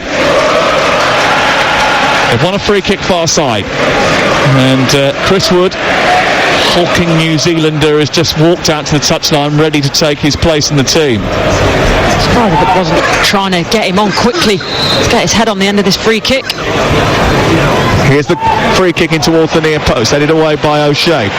Picked up and sent wide towards the right-hand side. Collected by Alangu, digs it back in towards Yates with the header. It's 1-1. In front of the goalkeeper, he rose higher than anybody else. Stayed in from the initial free kick, attacked that header. It was a swirling cross from Alanga and a brilliant delivery from the Swede, and headed home by Ryan Yates, the captain of Nottingham Forest, who celebrates away to our left-hand side in front of the Trent end. And Forest are back in it, 1-1. Oh, they do well, Forest, because they keep this alive. First phase wasn't fantastic, but they don't panic. It's about the second phase, and I think Hurst is going to be really disappointed with this, because he's the one that's closest to Yates, and he just lets him go. It's a good header by Yates. He could barely miss. He's only about 6 yards out, but finally as well, a quality ball in by Elanga. He's done all the right things today. His end product hasn't been where it normally is, but finds it in the nick of time. No stopping that for the agile Alex Palmer. It was just a couple of yards off his line, a little bit in no man's land there as that second ball came in. Went to come and get it, then realised they couldn't, took a backward step, and by that time Yates had powered forward and headed the ball home, and it's 1-1 with 22 minutes to go. And Nottingham Forest now sitting down Chris Wood, who has put a tracksuit top back on. Here is Elliot Anderson down the left. He just tried to nudge that into Morgan Gibbs-White, but he wasn't on the same wavelength for a change. They've won it back man by the corner flag though, despite Johnson trying to get it clear. Anderson, it's a bit of swagger about them now. A little flick by Gibbs-White into Moreno. The low cross is blocked by Dara O'Shea, and the offside flag has gone up anyway, so it won't be a corner. And it's going to be back with Ipswich Town, and Alex Palmer just taking a swig from his water bottle behind the goal away to our left, and he's just going to take as much time as possible. Of course, goalkeepers aren't going to be able to take, I mean, this will be okay, this situation, but when he's got it in his hands in the future, they're going to have a distribution clock put on them, aren't they? About Time too. That's obviously the ex-centre forward in me speaking, but yeah, it's go out for a corner, won't it, for the attacking team? Yeah, 8 seconds. After 3 seconds, the referee's going to put his hands in the air and count down 5, 4, 3, 2, 1. Remember that song, Manfred Mann, I think it was. And then as soon as that's run out, if you haven't distributed the ball in time, it's going to be a corner. Well, we'll see that, I think, from next season. The trials have been taking place in a few divisions around the globe. Looks like that's going to be one of the changes to the rules that come in after the IFAB meeting in the next month or so. Nottingham Forest 1, Ipswich 1, live on TalkSport. We're here with Carling, the official beer of the FA Cup. And it's still goalless. Please drink responsibly. Here is Taylor down the right side, lovely cross in towards the near post, header by Hurst. It's just over the top of the crossbar. He went diving towards it on the edge of the 6-yard box, and it flew over the top of the crossbar. That's a difficult one because of where he is relatively close to that near post area, so try and bring the ball back across. It's always going to be difficult, but pendulum keeps swinging. Could he have just left that though, maybe, or glanced that on, because he did have a little bit of support over on the far side from Jack Clark, who had just come in from the left wing position, which he now occupies. Yeah, it did look like it could potentially drop in the middle of the box for Jack Clark, but he needs to hear that shout, Hurst. Well, there's a claim of handball for Wolfenden, but doesn't matter because Gibbs-White is away, and he's fed Elanga down the right hand side, just driven him a little bit wide. Hudson-Odoi is free at the far post. Can they get the ball back across the face of goal in towards Awoniyi, away by Dara O'Shea, who jumps up and heads it clear. Back out wide it goes once again. It's still 1-1 on TalkSport with 18 minutes to go. Ball down the right to the byline. Elanga across, a little flick by Awoniyi, didn't catch it. Comes back out towards Anderson. He's going to crack that, and he hits the stanchion on the far side. Well, Anthony Elanga, I know he's fast. I mean, that's an understatement. He has no right to keep this ball in the way he does at the byline. He just puts the burners on, manages to slide and get the ball back across into Awoniyi, who I think he's trying his best to flick it behind him. One of those where you're so close to that near post area that it's difficult to try and get the angle, although to be honest, probably should do better with it. He almost kicks it against himself. Anderson absolutely rifles that ball. It's on target, it's in the back of the net, simple as that. Well, there's so much at stake here for these two teams. The problem is when you get to this stage, even if you have got other things on your agenda, you can't help but allow the arch to start coming into view. You start to think about it, your mind drifts towards it, especially if you're a supporter. Clark tries to funnel the ball through to Hurst. It's cut out by Morato. 10 yards in front of his 18-yard box. Worked out to the right-hand side. Picked up by Oloreno. Gallops forward. He takes on Cayuste. Beats him. Comes infield. Morsey protects his goal well. The ball bounces for Gibbs-White. Takes it brilliantly. Then turns it away from Taylor. Plays it square. On to Aina. Out wide to Elanga right side. he now attacks the box. He's got Clark in front of him and also Connor Townsend. Back towards Morgan Gibbs-White, slides it into Olorena, takes it in really well, tries to turn, and then Elliot Anderson stops Morsey from getting it clear. Ipswich on the back foot here. Wave after wave, isn't it now? And you only feel like Forest are the team that are going to win this. Good touch by Moreno out to Hudson-Odoi, who's cutting in on his right foot, producing a cross. It's flicked behind, and it's come off Cayusta, and it's out for another corner. They're penned in on Ipswich. Chronically, they can't get out. Every time you look like they're going to win the ball, there's a Forest player around them, or the ball forward isn't good enough, and they can smell blood, Forest. They can sense it. They get another goal now. In the quarter-finals, they see a fight back from Ipswich if they get that second goal, Forest. All hands to the pump for Ipswich Town. Can they force extra time? That's what will come if we can't separate these two by 90 minutes. The cross comes in towards the penalty area. Murillo into the air, kept alive, then helped on towards the edge of the 6-yard box. Yates is there again, but the offside flag is up this time, and early celebrations are curtailed. He did look as if he had just stayed in a little bit too long. They did it because, again, they make it a bit of a fight scene, Forest. They make it messy. He's just hanging around the 6-yard box waiting for it to drop with Julia Bliges, but I think he knew straight away. I think he was looking over at the assistant. Well, we have semi-automated offside technology here, which will just assess the situation. I think from the naked eye, he looks a mile offside. And it's Sian Massey-Ellis who is the assistant referee on the far side. And I have to be honest, she doesn't get much wrong. Just seeing the replays, aren't we, as well? And Morato, he gets the initial header so wrong, it actually comes off his shoulder. He probably should do better and direct that one towards goal. Well, we play on because the on-field decision has been confirmed. It was offside and 15 minutes remain. But it was another set piece and another problem for Ipswich Town. Alanga thinks he's won a throw-in down by the right full-back position of Ipswich Town. The referee has given the throw-in the other way. And it's a chance to try and get out of danger for Ipswich. They've got to get it up the pitch. They can't get out of their own half at the moment. They're penned in. Maria out towards Moreno as Nottingham Forest win it back and dive down that left-hand side. A low ball in towards that near post, but it's never going to trouble anyone. And Alex Palmer just goes, right, let's get it up as far away as possible and see if George Hurst can hold on to it. He takes it out of the sky, sends it back. Clark finds Cayuste. Not so many options for him now. Greaves forward, good pass, breaking the lines in towards Clark into Morsey, but immediately closed down. It was a bit of a dicey one for him to deal with, but he successfully did that.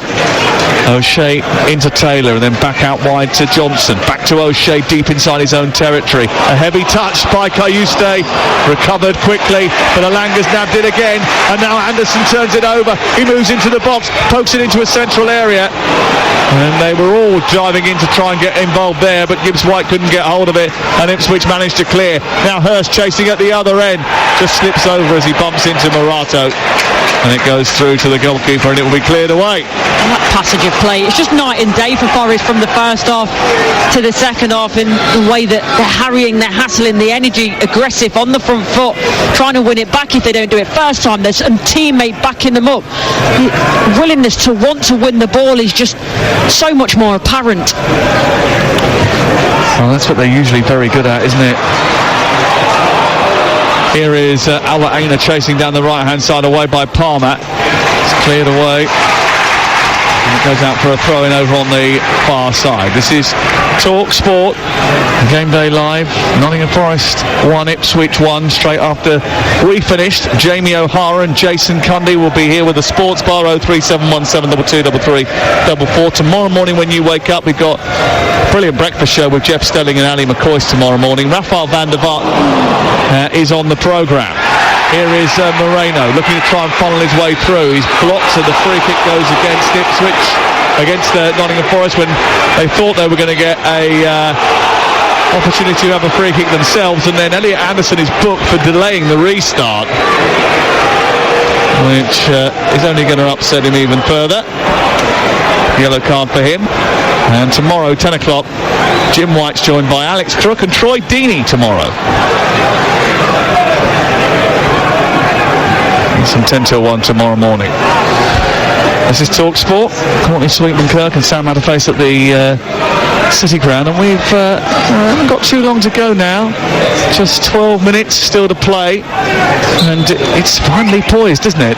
If you're both these two teams, I think you want to avoid extra time, don't you? Well, of course you do. I think we mentioned it earlier, but big games coming up for both on the weekend. The energy that's expended today, obviously the rest and recovery is something, amount of games in a season is something that's constantly spoken about, so don't want to add extra time to that tonight. We will be here on Saturday lunchtime for the Nottingham Forest game with Manchester City, live on Talk Sport 12:30. Usually good encounters those, and it's Palace away for Ipswich Town. Here is Alex Moreno up over the halfway line for Nottingham Forest. Can they win it in the final 10 minutes here? Sent into the path of Alanga. Across comes Trent Johnson and slides it out of play. Back to Moreno from the throw-in, which Anderson took quickly.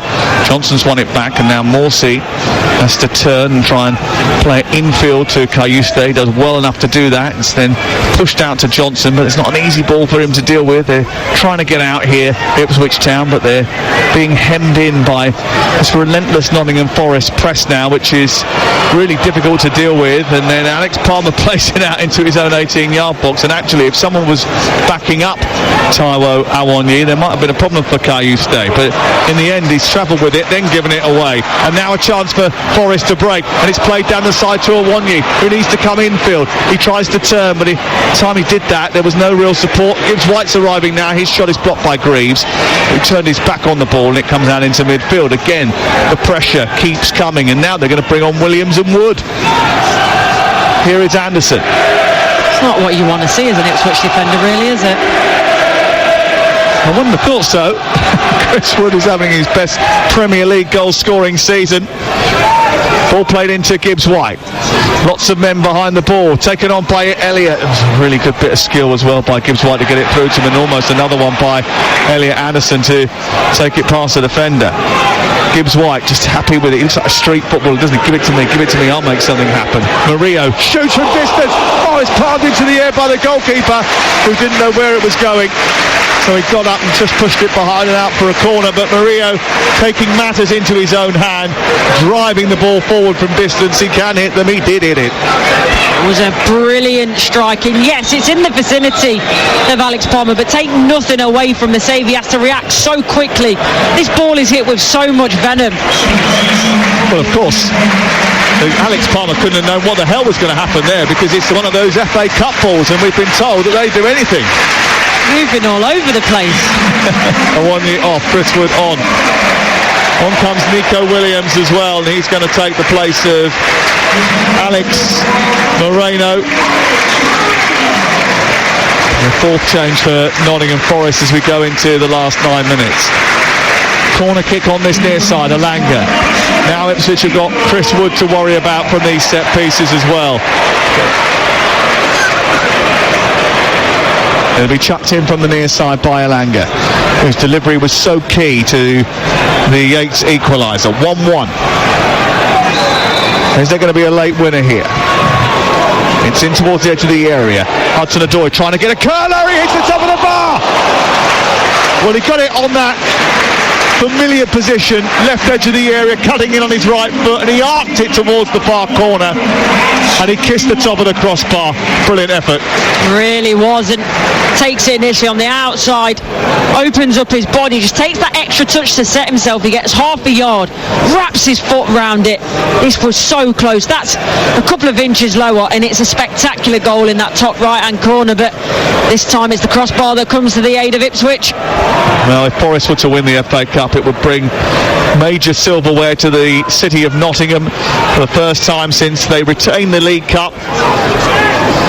Won it for a fourth time back in 1990. It's been a long time without any, and they used to be in those finals and challenging all through the late 70s and 80s. Nottingham Forest even into the early 90s. FA Cup finalist 1991, League Cup finalist 1992, I think, as well. It's amazing. You're looking around the stadium, it's all emblazoned with the different trophies they've won, and it's a club with so much history, but more recently the trophies haven't been forthcoming. Here is Williams pinging the ball from the left side out towards the right. Oh, it's missed by the defender Connor Townsend, goes straight out of play. And it's away for a throw in the left full-back position. Extra time looming here. There'll be an extra 30 minutes plus maybe penalties. And I remember going back to the last round of this competition, Tuesday night down in Exeter, where really and truly Nottingham Forest should have got the job done but didn't get the job done and ended up having to play all the way for penalties. Exactly, and you'd think before the game that would be something on the mind that they don't want to go through again, but in terms of that first half, they'd set themselves up for a bit of a failure in the sense, the lack of energy, the lack of tenacity, completely changed in this second half, but giving themselves a mountain to climb. It looks like Liam Delap just got some final words of advice. I don't know whether or not he's going to definitely come on, but he is just getting himself readied. That'll be a signal that they want to try and win it too, but they might get a chance with Hurst here, edge of the penalty area. Now Clark, who allows it to fall for it, shoots. And just narrowly wide of the right hand upright. And he goes behind and away for a goal kick. That was an opportunity for Ipswich Town. There was just not the required level of quality. Just wonder if that chance had fallen to Liam Delap. It might have been 2-1. I think there was a bit of hesitancy. Yes, it was a bit of a bobbling ball, not ideal, but you're right, it needs someone with that composure, the coolness of mind to just take half a second to be calm and then strike through it, but it's quite a hectic little passage of play. Well, I just wonder whether or not as well Clark could have hit that first time, because as it came to him there seemed to be a load of space on the open side of the goal. It just allowed to open his body up there and just hit that first time, and he's got a great chance of putting them back in front. Yeah, couldn't agree more, but in that moment, as I say, when you need someone with a bit of composure, just take the time. He tries to do that a little bit too much. Did score a lot of goals when he was at Sunderland, Jack Clark. Here is Gibbs White playing it centrally into Anderson. Anderson back towards Yates, the goal scorer. 1-1 on Talk Sport. 5 minutes before the conclusion of the match, with extra time looming large. It's picked up by Gibbs White into Elanga, then on to Anderson. Anderson plays it back out to Elanga again, and then Gibbs White tries to touch it round the corner. Anderson tries to receive it, but it's pumped away and then sent up towards Clark, who's helped it on to Hurst, but Ola Ada's going to get back there and tidy up for Nottingham Forest. Good quick breakaway, but they just didn't look threatening enough. I mean, if that was on the other end and it was Forest coming forward, you know that Elanga and Hudson-Odoi would really have bounded into an advanced position there. Exactly, completely different abilities and qualities in that final third. Hudson-Odoi with a cross from the right-hand side, the ball spoon behind by Greaves, and it's out for another corner to Nottingham Forest. Lee Grant just giving the fourth official the substitute numbers, I think. I'd be doing my nut if I was a coach and Liam Delap wasn't ready to come on. There is 3 minutes left. He's still getting his sports bra on, that heart rate monitor. Now he's got the rest of the gear on, and they've got a corner to defend here, Ipswich Town. Here is the corner to be taken, far side. Elanga right hand in the air again. Murillo at the back post. It's aimed in towards Morato. There's a bit of a collision. Half-hearted appeals for a penalty. The referee's going to stop the game for a head injury. I think there might have been a collision between Greaves and Ryan Yates. Ryan Yates is moving on his knees, though. Greaves hasn't particularly moved. Coming together between those two. Both sets of medical teams are about to run onto the field of play. There will be a little bit of a delay. We've got 2.5 minutes of normal time to play, plus stoppage time and then extra time. We'll bring it to you live here on Talk Sport. That's just a coming together. Back of Ryan Yates' head. Oof, straight in the front of Greaves. They've got a mouthful of blood. That is a bloody mess, isn't it? He might have to. He might have a fat lip in the morning. Poor old Jacob Greaves. He's not lost a tooth. We saw that in the last round, didn't we? If he had lost a tooth, he knows he can probably pick it out the back of Ryan Yates' head. He knows where it is. Yeah, I was at that game. That was the Liverpool game, wasn't it? And it was Katic, the central defender, who ended up losing his tooth in that particular game.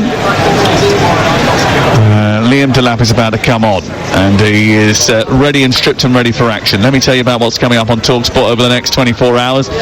Normal programmes throughout the course of the day, but then live tomorrow night, TalkSport 2, 5:45, Club Brugge against Aston Villa. Aston Villa, who went through into the quarterfinals thanks to a victory over Cardiff in Friday night's game. And that game live on TalkSport 2 tomorrow, 5:45. Tomorrow night, Adrian is going to be at Millwall as we bring you live commentary from PSV against Arsenal. That kicks off at 8.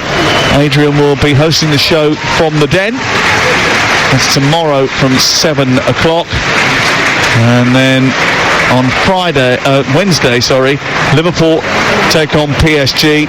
We'll bring you live commentary of that one and the game between Bayern Munich and Bayer Leverkusen, which is live on TalkSport 2.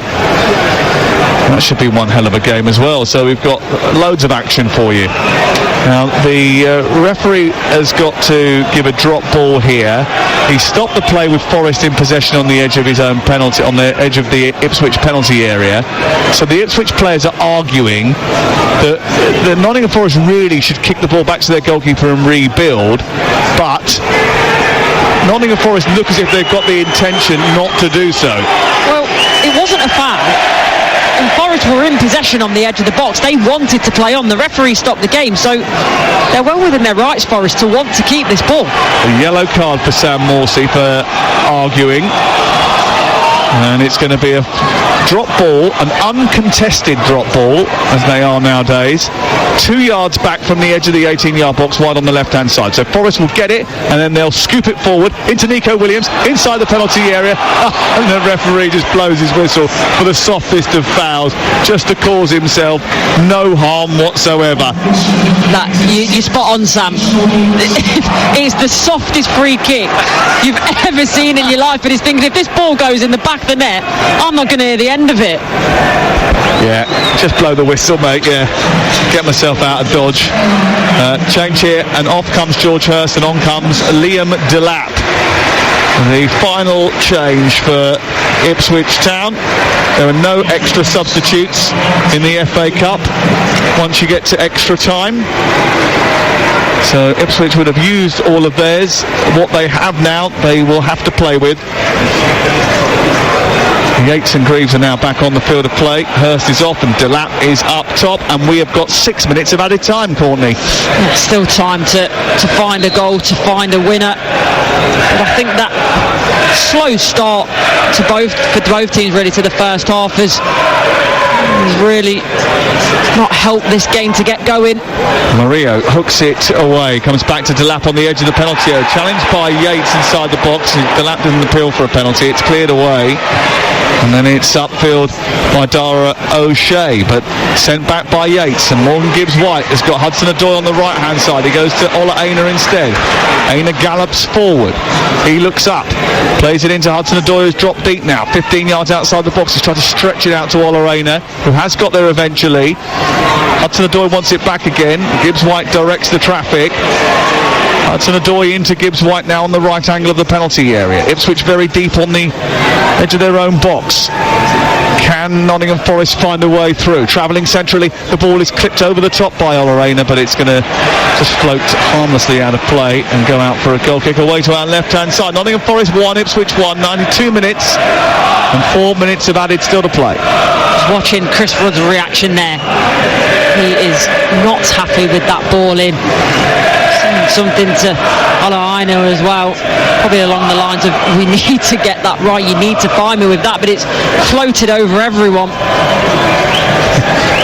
It's the look of disgust, which is it's the daggers. It is. He better hope he delivers a better ball the next time. Here is Taylor, dispossessed by Anderson, into Wood. Wood centrally plays it on to Yates. Yates again with a big raking diagonal, but he's overhit that. It goes out of play over on the far side. He apologises for it. It's been a bit like that for Nottingham Forest tonight. It's not quite up to their usual high standards. They have had a little bit of a blip recently. I said the last time that they won here was that game against Brighton, where everything clicked for them. 7-0 was probably a bit flattering, really, because 2 goals came right at the end in stoppage time, and everything they hit seemed to go in that day. I think they had 9 shots on goal and 7 of them went in. When you're in a purple patch and doing well, you have games like that, but probably been the opposite end of the spectrum today. They've still tried to do the right things, playing the right way, but the final ball's just not been there, been too short, been too long, not quick enough. It's just seemed quite a struggle at times for Forest. Here's Morgan Gibbs-White though, picking the ball up 10 yards outside the box. He can always make something happen, especially late into a game. He flicks it forward, headed away by Ben Johnson, and then one back by Nico Williams. Murillo's got it now. 94 minutes on the clock. It's picked up by Yates. Yates is dragged to the floor by Delat. That's going to be a free kick, and it's going to be a free kick. Looks a bit too straight really to hit, and it certainly looks far too far outside the box. It's about 34 yards from goal, this. It's going to be dipped to the back post area, I would imagine, for someone to try and nod it back across and just try and cause chaos. Nah, Murillo, he's going to go for it. He's already walked over there and said, I'm having it, get out of my way. If this goes in, it's going to be something special. I noticed that no one argued with him, by the way. Would you? No way. Absolutely not. You have a crack, son. In fact, he is going to float it to the far post, and it's flicked out over on the far side. It'll go out for a throw in for the corner. I wasn't expecting a delicate chip, were you? Absolutely not. I thought that was going to be the hammer being brought down all day long. Well, Ola Aina wants to take this last long throw from the far side to try and avoid extra time. He has picked a replacement ball up from one of the stands over on the far side. He's taken a couple of steps back from the touchline. He's going to launch this into the penalty area. It's a high one towards the near post. Wood makes a nuisance of himself. Goalkeeper was blocked in, didn't come, and now Williams trying to keep it alive, sends it back to Morgan Gibbs-White. Gibbs-White on the edge of the penalty area. He funnels it into Alanga. Alanga shoves the ball straight down the throat of Palmer, and it's going to be cleared away, and I think we're going to get extra time. Right idea, wrong execution from Alanga. Doesn't open his body up enough. And that was a foul on Elliot Anderson over on the far side by Clark. Just caught him from behind. A bit of ex-Sunderland and Newcastle coming together over on that far side on the halfway line. The free kick's not going to be taken. We are going to get 30 minutes of added time here tonight. Extra time in 3 of the weekend games is followed by a 4th last 16 tie that needs another 30 minutes. It is Nottingham Forest 1, Ipswich Town 1, and we may have to go all the way to penalties too. Yep, 30 minutes of extra time to play, plus the possibility of penalty kicks. A long way to go yet. So I think that probably means that the opening times of the sports bar might be put back by a couple of minutes. Jason Cundy and Jamie O'Hara will be there though to take your calls as soon as this game comes to an end.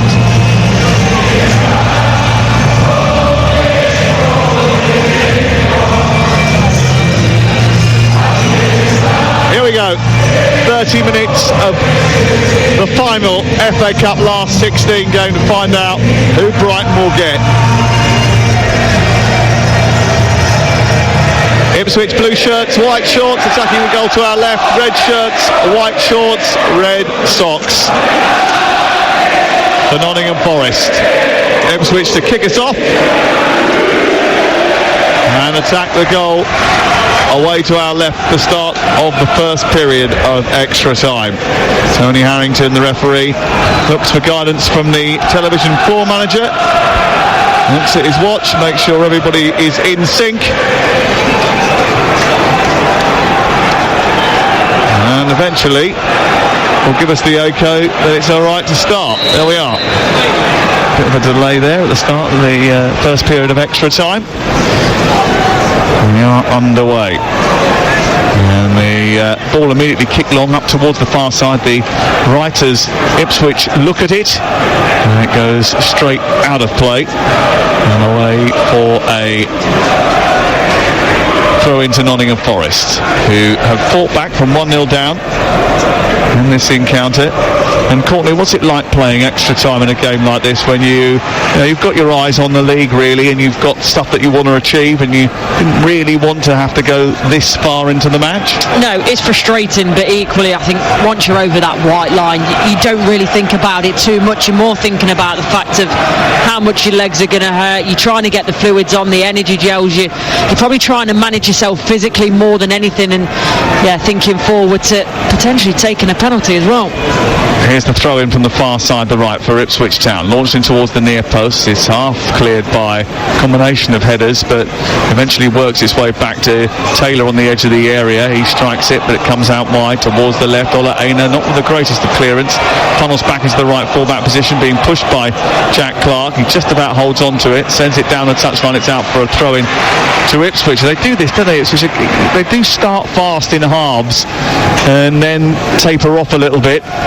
Something that we've seen from them quite a bit. They're going to chuck in a long throw of their own here with Kayuste. He's got the weapon, the catapult from this near touchline. He just takes a couple of steps back onto a red carpet and sends the ball in high in towards the near post. Flicked on by Greaves, hooked away by Gibbs-White, and out as far as Wolfington, who looks forward, steps into a sort of midfield position, then plays it wide towards the right. Ross comes in from O'Shea, looking for Greaves, who nudges it down but couldn't find Delap. That was a real opportunity for Ipswich.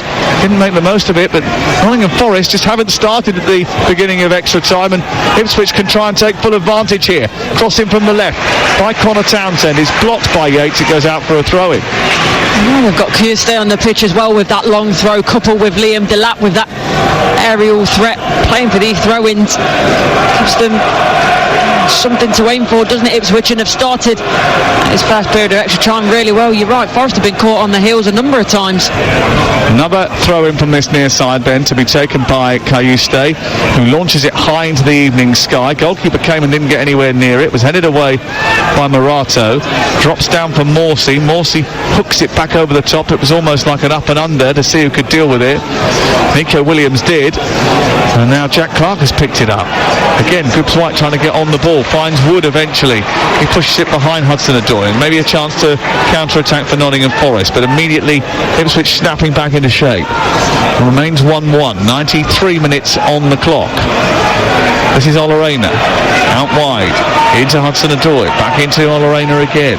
Up to the halfway line it goes. Infield to Chris Wood. Back to Yates. Yates into Elliot Anderson. The chase comes from behind him. He has to try and turn and get it away, but he clips it over the top into no man's land, and it's straight through to Alex Palmer.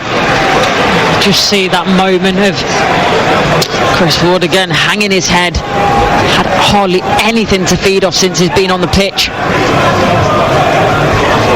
Kayuste helps it back to Jacob Greaves. Greaves tees it up for Palmer, and Palmer's had to head that back out towards the near side. Did well, Palmer. Not an easy ball to deal with that. Kayuste squeezes between a tight gap, plays it square, but it's stopped by Anderson. Kayuste hooks it round the corner. Somehow finds its way to Jack Clark, who attacks the Nottingham Forest penalty here. Bit of space here for Sam Morsey. Steps in onto his right foot, then shoots it towards the far corner. It's narrowly wide of the upright. I think he can hit this at the first time of asking. There's just another incident of Ipswich trying to do that little bit too much. It opens up on his right foot. I think he can take it. He doesn't. He clips back in, and he thinks he's going to hit it with his left, but he doesn't. Hits it with the outside of his right foot, and the moment disappears. And just not sure why he doesn't take that on initially. I'm really not sure. Well, Nottingham Forest 1, Ipswich 1 is the scoreline, and there's been a couple of invitations to strike balls that have fallen nicely, declined so far. Here is Elanga into the penalty area. I don't know exactly what he was trying there, but it came to him in the wide left position, and instinctively he went to try and nudge it towards goal. I don't know if he was trying to loft it over the goalkeeper, but he didn't connect with it with any kind of poise, and it's out of play and away for a goal kick. He's not had his best game today. Elanga is normally so good when he gets in those wide areas, but his end product left a lot to be desired tonight. Keep switching and changing these two wingers, Hudson-Odoi and Elanga, from one side to the other, and that just does cause a few issues for the Ipswich Town, but they haven't done enough damage tonight. The yellow card comes out for Ryan Yates, who's just dragged down an Ipswich player as the ball came up into midfield. It was Jack Clark who was travelling at pace with the ball. And for breaking up a promising attack, Yates goes into the referee's notebook. Scored tonight, Ryan Yates, and scored in the third round against Luton as well for Nottingham Forest. Now he would love to be the captain that lifted the FA Cup this time around. They do have a terrific team spirit. They're grounded. They realise they're a strong collective group. They see no reason to put a limit on their ambitions, and why should they? This is Elanga over on the far side, who's giving it away, and it's Taylor who sends it centrally, but his delivery's not great. Goes all the way through the 18-yard box, picked up by Connor Townsend. Clark, was he in an offside position? Forrest substitutes on this inside, I think he was. This is Greaves. Morsey forward, headed away by Mario, comes back to Delap, takes it down, looks to get the shot away, sends it wide instead. There was a foul there, but the referee has allowed play on. It's then gone down the right hand side, it's come to nothing, and now the referee's pulled it back. That's good refereeing. It's good refereeing, but I'll tell you what, it's a robust challenge. It nearly put Delap into another postcode there. Mario just comes across, completely barges him off the ball. Surprised it's not a yellow card? Yeah, a little bit, but you're right. I think the referee does the right thing in terms of trying to play the advantage for Ipswich, and yeah, it's a late one. I'm really surprised that's not a yellow card. Was robust, that's for sure. But what it has also done is gifted Connor Townsend and Jack Taylor the opportunity to think about crafting an effort from the edge of the box. There's a five-man wall, and Delap just standing in the way of the goalkeeper in an offside position. He's gone back into the build-up. It's struck in towards the goalkeeper's body. Poor effort really from Connor Townsend. Set pieces are going to be a big opportunity, aren't they, for Ipswich, and it's one that's wasted straight at Sells. Never going to trouble him. It's just the way it was, just so this almost dollied up into his arm. I mean, they did a good job of breaking the wall there, Ipswich, and leaving a gap, but it was a poor delivery by Connor Townsend. There's almost no intent behind it. It's almost like a pass back. Here is Mario. He doesn't ever do anything without intent. In fact, there's a bit too much intent in that ball. Crossfield pass, which almost flew into the first row of the Peter Taylor stand that we're sitting in. And there's quite a bit of gap, by the way, between the edge of the pitch and the start of the stand.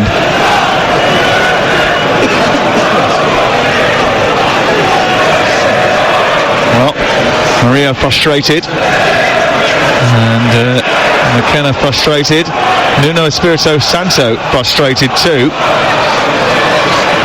Here is Morgan Gibbs-White taking matters into his own hand, dancing through the midfield, getting to the edge of the penalty area. Across comes the defender and puts it aside. Good work by Jacob Greaves, getting back to help out the defence. And he does well. Gibbs-White drives forward, and looking at that, thinking, starting to part, it's starting to open up, but Switch come across in the nick of time. Here is the corner. It's a throw-in, down by the corner flag.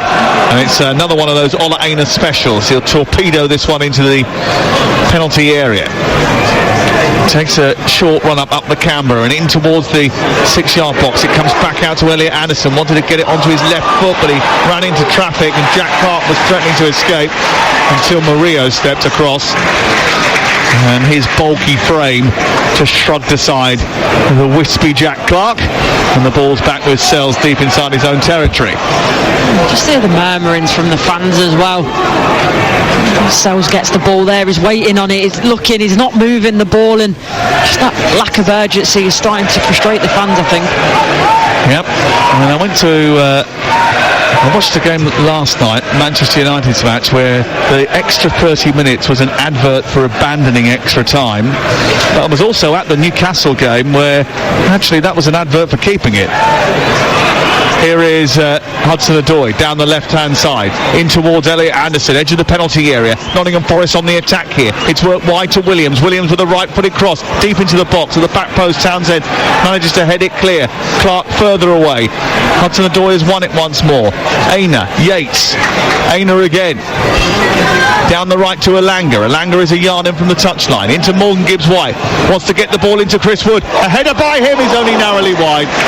But it was always going to be difficult, that. The header was from just inside the 18-yard box, and if you're going to beat a goalkeeper from there, it's going to have to be magnificent. But the delivery from Morgan Gibbs-White under pressure was exquisite. Yeah, it really was. And the thing about this is it has the pace on it from Morgan Gibbs-White, but you're right in terms of how far out Chris Wood is from the goal. He does so well to nod it back across where it came from, try and just use the power that's already on the ball. It wasn't far past that near post area. Well, Thomas Tuchel's here tonight watching Morgan Gibbs-White and a few others, I'm sure, as well, but he's certainly the one that catches the eye, isn't he? Some lovely balance, lovely demand of the football, lovely command of the football. I think his work rate as well. Normally these footballers with this wonderful ability, sometimes they've not necessarily got that work rate, but as he wants to work for the team, he'll get back, he'll defend, he'll do the dirty work as well. He's be a bit of a magician. He's got it again, picking it up on the halfway line. Look at the space out left for Callum Hudson-Odoi. Needed it in front of him, didn't quite come, but he's got hold of it anyway. Right-footed shot is blocked. O'Shea did his job. That was an opportunity for Nottingham Forest. Here comes Murillo, up towards the middle part of the Ipswich half. Out wide it goes to Nico Williams. He's teasing down the left touchline, gets into the penalty area, produces a cross, comes back out after it's headed away. Hudson-Odoi with the effort from the edge of the box is wide. That's the second time he's gone close, Hudson-Odoi. He's hit the crossbar in the regulation 90 minutes. This one wasn't far away at all. Just takes the touch, gets it out his feet, and tries to wrap his foot around it. He's trying to curl it back in towards that far corner, but agonisingly goes past the post.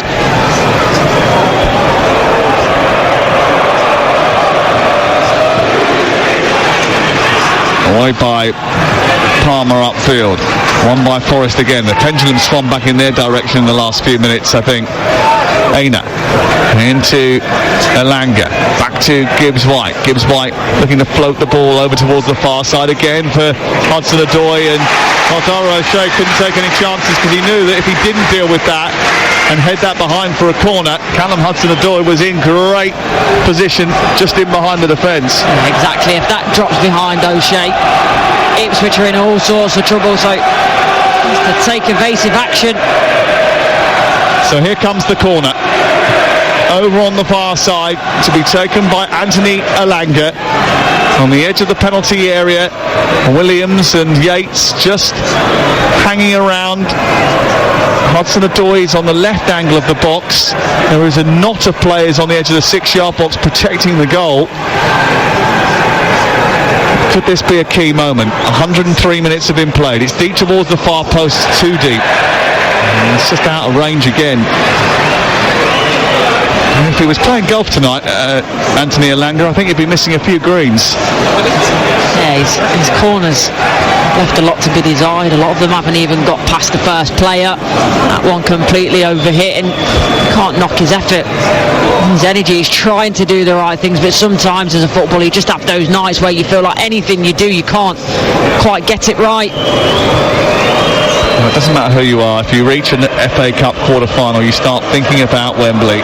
You start dreaming about lifting that cup. And why not? You have to, though. That's growing up as a kid, watching it, dreaming about one day going to Wembley. It's hard not to think about it once you get to the latter stages of the competition. Yeah, Eddie Howe was talking about it, how when he was a kid, you sat in the back garden playing with your siblings or pretending to be icons of yesteryear. You always dreamt of scoring the winning goal in the FA Cup final. Here is Morgan Gibbs-White setting the ball back and shooting from 25 yards, but not again testing Alex Palmer. And that is the end of the first 15-minute period at the start of extra time. We've got 15 minutes to go before penalties. Well, amazing really that Forest are 31 points better off than Ipswich Town. It shows what a great season Nottingham Forest are having, but it also shows that I think out of the three that are stranded towards the bottom of the table, Ipswich are the most likeliest of trying to stay up, Corny. Yeah, there's no doubt about that. I've watched Leicester a lot this season. Sorry. Yeah, exactly. Not so long back against Brentford as well, and it was it was attritional, let's put it that way, from a Leicester perspective. So I agree. You've seen some green shoots from Ipswich. They've not been on the right side of results, have maybe not been clinical enough at times, but out of those three, you're right, they're the ones, if anyone's going to make it out, it'll be Ipswich. Well, no changes at half-time in extra time, but we will have one more change for Nottingham Forest in the next few moments. It looks like Jota Silva is about to come on. I think in mind that he can create something, he can do something a little bit different, and also maybe take a penalty. I wouldn't be too surprised if he came on for Hudson-Odoi or Elanga, one of those two, because the penalty takers in the last FA Cup round were Wood, Gibbs-White, Anderson and Williams. They're all out there, and they will certainly be doing their bit once the penalty kicks start, if indeed we get that far. We may not get that far. There might be a winner in between now and then, and we got 15 minutes to decide it. And this is Talk Sport. It's Ipswich who took the lead early in the game, only for George Hurst's opener to be cancelled out by Ryan Yates, and it's 1-1 as a result. 54 minutes, it felt early compared to now. 54 minutes when Hurst put them in front. 14 minutes later, Yates equalised. Here's Wood inside the penalty area, away by Jacob Greaves. Headed away towards the midpoint of the Ipswich half. It's picked up by Murillo, the Brazilian into Elliot Anderson. Anderson, who sends it out towards Elanga. Elanga and then plays it infield to Morgan Gibbs-White, touches it back towards Murillo.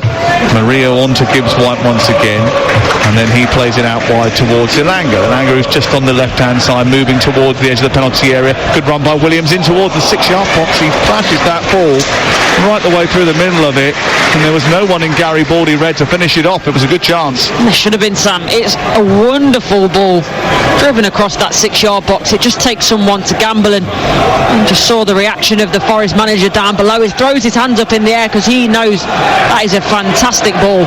Won't be long before these two renew hostilities again. 12 days in fact down at Portman Road. Palace before then for Ipswich Town, then they go away to Bournemouth. A big old couple of weeks for them as the ball comes into the box from Ola Aina.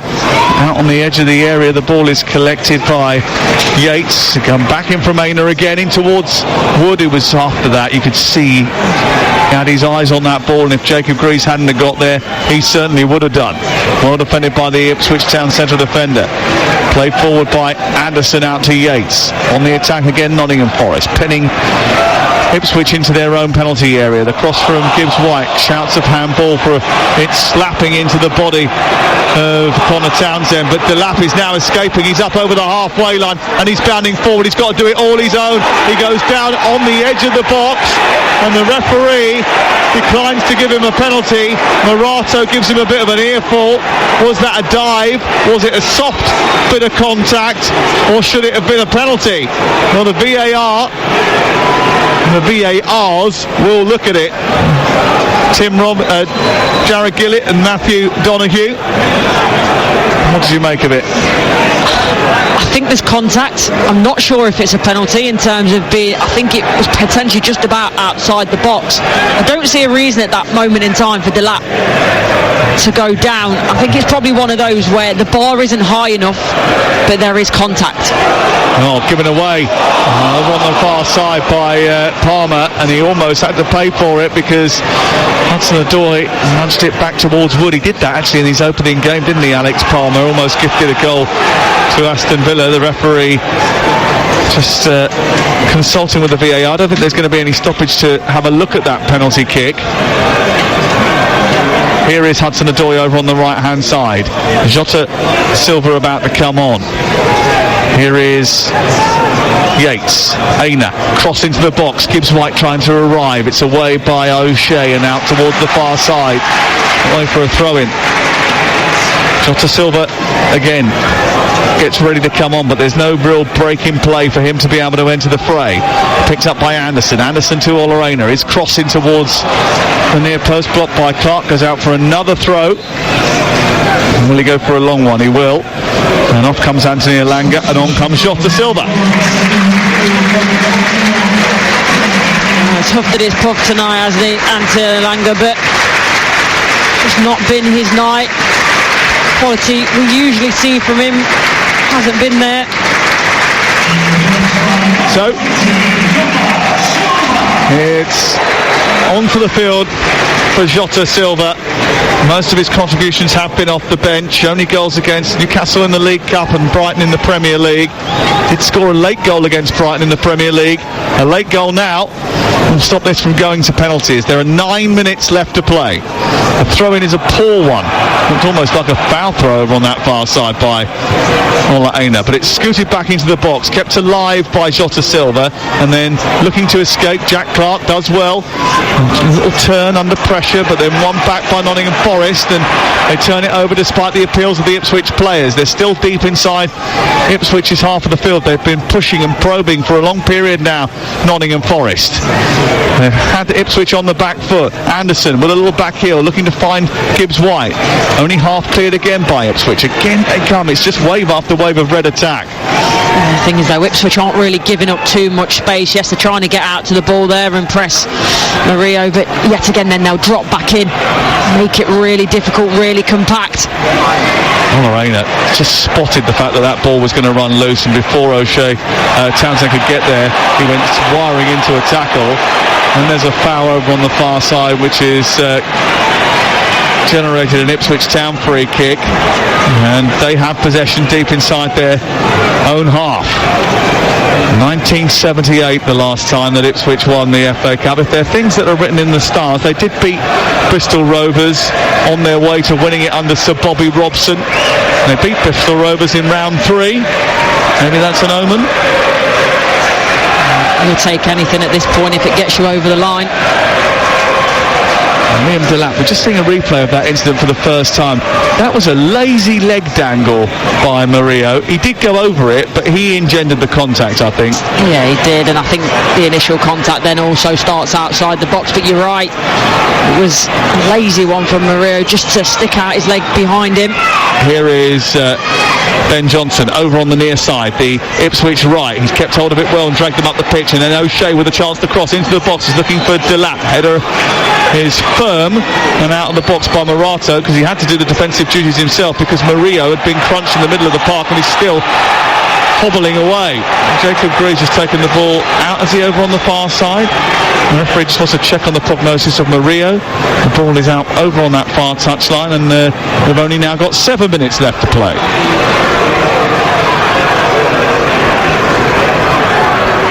Big opportunity this for both Nottingham Forest and Ipswich Town.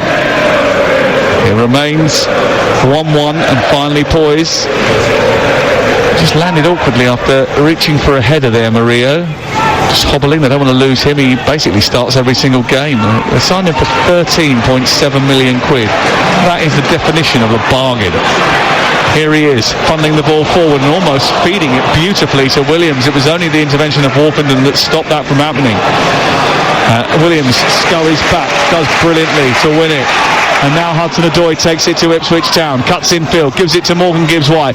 Gibbs-White into Hudson-Odoi. He's inside the area here. He finds it for Jota Silva, who turns and hits it. It's narrowly wide.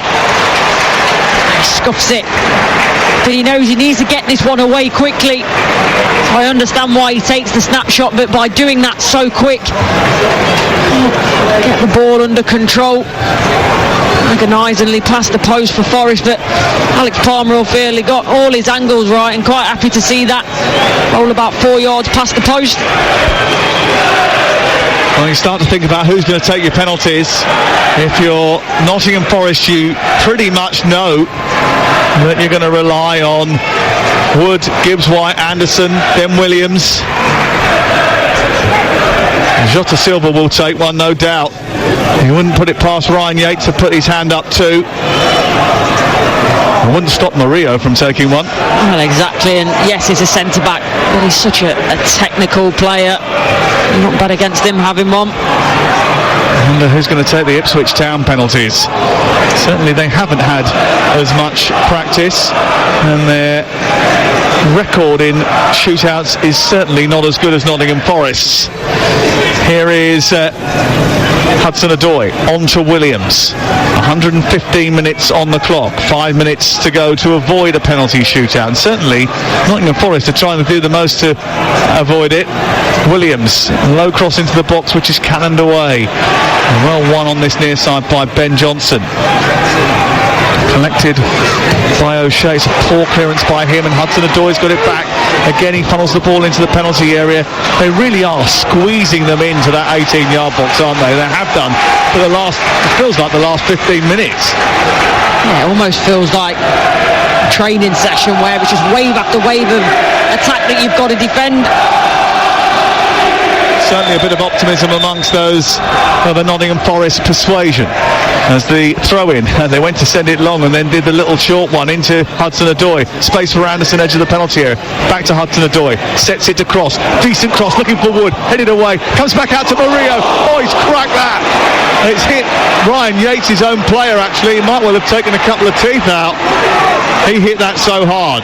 Picked up by Liam Delap. Sent out wide towards Clark. He leads an Ipswich counter. Knocked to the floor by Ola Aina. That's going to be a set piece for Ipswich, 10 yards from goal, from the edge of the penalty area. My word, that shot from Murillo was travelling to the point where I actually don't know how Ryan Yates is still standing. It was hit with that much power.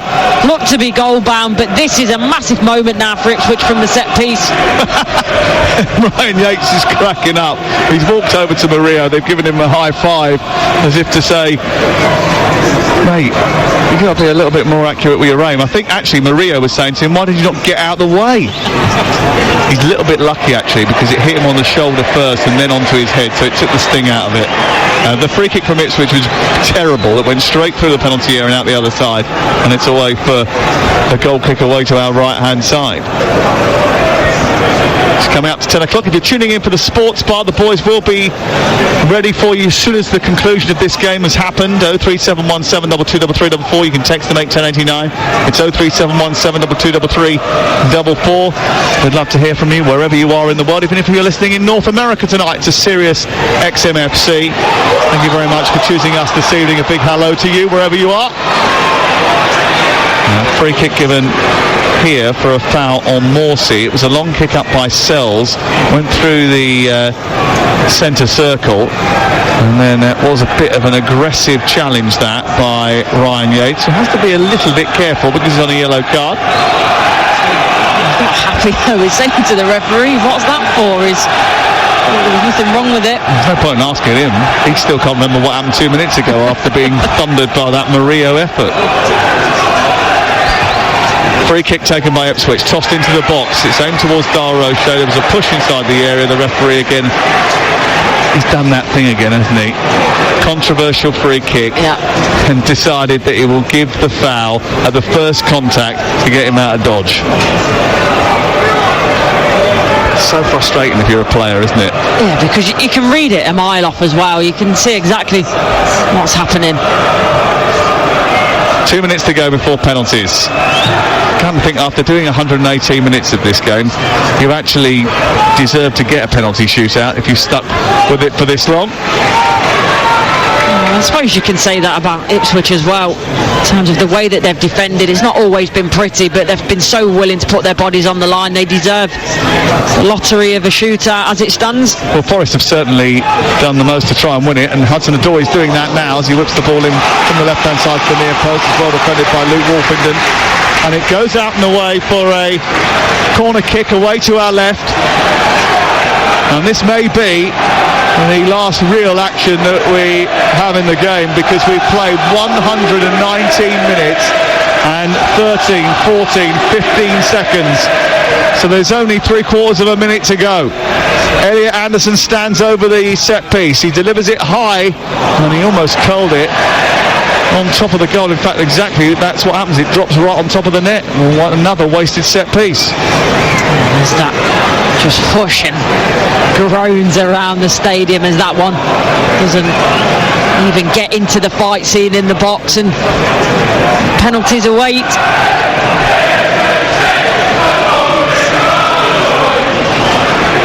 Maybe there is one last opportunity for Ipswich. 10 minutes to go, 10 seconds to go, and then we're going to get penalty kicks.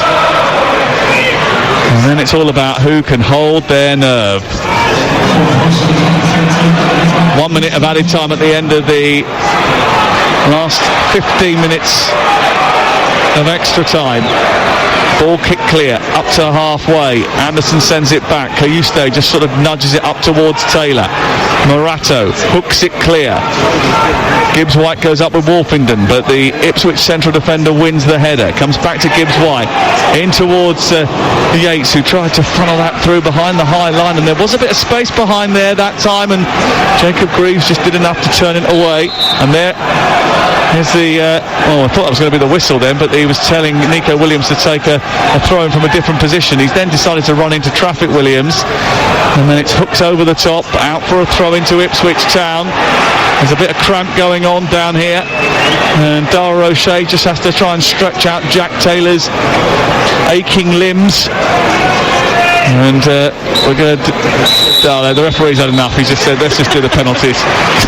He was going to wait for the throw-in to take place, and then he thought, you know what, I've had enough. We're going to call it. We're going to have penalty kicks, and that's what's going to happen after 120 minutes of blood and thunder stuff. A bit of huffing and puffing as well. Not the highest quality game, but certainly it was engaging. Nottingham Forest did a lot to try and win it in the second period of extra time, but they couldn't get over the line. 1-1 the final score, and we will decide who plays Brighton by the method of penalty kicks. Yeah, I mean, it may have been mixed in terms of the season so far, but Nottingham Forest have had 15 previous shootouts, and they've only ever lost 3. Ipswich Town just slightly different to that. They've won 4 of the last 7, but they've only ever won 4 in their history.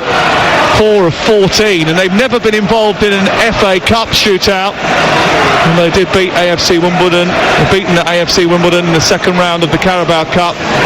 Delap and Burgess scored, Taylor and Hutchinson missed. But the first up is Chris Wood for Nottingham Forest, who scored in that game down at St James Park, Exeter, in the previous round when they beat the Grecians on penalty kicks at the end of the 4th round. Now at the end of the 5th round, they're looking to do the same. And Chris Wood, who has been ever reliable from the spot and in front of goal all season, having his best goal scoring season in the Premier League, has placed the ball down for the first penalty in front of the Trent End away to our left. He runs up right-footed and rifles it past the goalkeeper. And Courtney was saying beforehand that if you pick your side and hit it hard enough, there's no chance that the goalkeeper gets there. And there was no chance that Alex Palmer was getting there. Absolutely brilliant penalty. And the ball was on the spot for a long time for Chris Wood. Palmer had gone across to sort of put his belongings down. He ambled back across, rifles that across the keeper, Chris Wood. Exactly what you want. Your best penalty taker up first, slot in the back of the net, and now Ipswich are under pressure already. And the captain, Sam Morse, is the one to take the responsibility first on his shoulders. And that baying Trent End now looks a little bit more daunting than it has at any other point tonight. But Morsey will step up right-footed and rifle it in the opposite corner to which Sells dives. He went to his left, and it's 1-1. Yes, same side to Chris Wood, but slightly higher up in that top left-hand corner. It's just interesting as well. I'm looking down, and I think Nuno Espirito Santo is actually sitting in the dugout somewhere. I don't think he's down with the rest of the players and staff. in front of the Forest dugout. Yeah, I think there's a camera trained on him, Courtney, a little bit further into the corner. I don't even know if he's even watching them.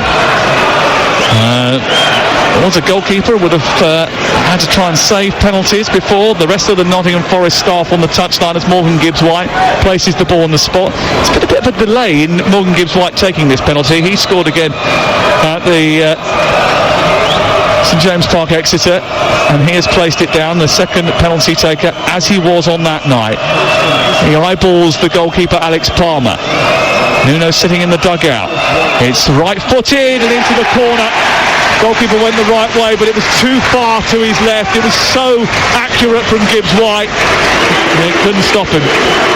Yeah, so precise, this one. And it was a decent height for the goalkeeper. It was mid-goal, neither too high, neither too low, but to say, because of the preciseness, that penalty in the side netting, goalkeeper can't get anywhere near it.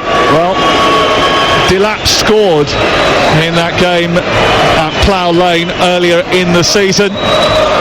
Delap has scored penalties from this campaign too. The ones that he's usually won. He thought he was going to get one tonight. It didn't quite happen for him. Now he has the chance to eyeball Matt Sells, who's moving up and down on his goal line. Delap steps up, rifles it into the corner at breakneck speed, low and very hard, and Sells is nowhere near it. 2-2. Another brilliant penalty, and it always baffles me to a degree when keepers do that, because you see Sells is jumping up and down on his line, so he can't get set. By the time he's halfway up in the air, jumping, trying to touch his crossbar, the ball's already in the back of the net. Elliot Anderson, who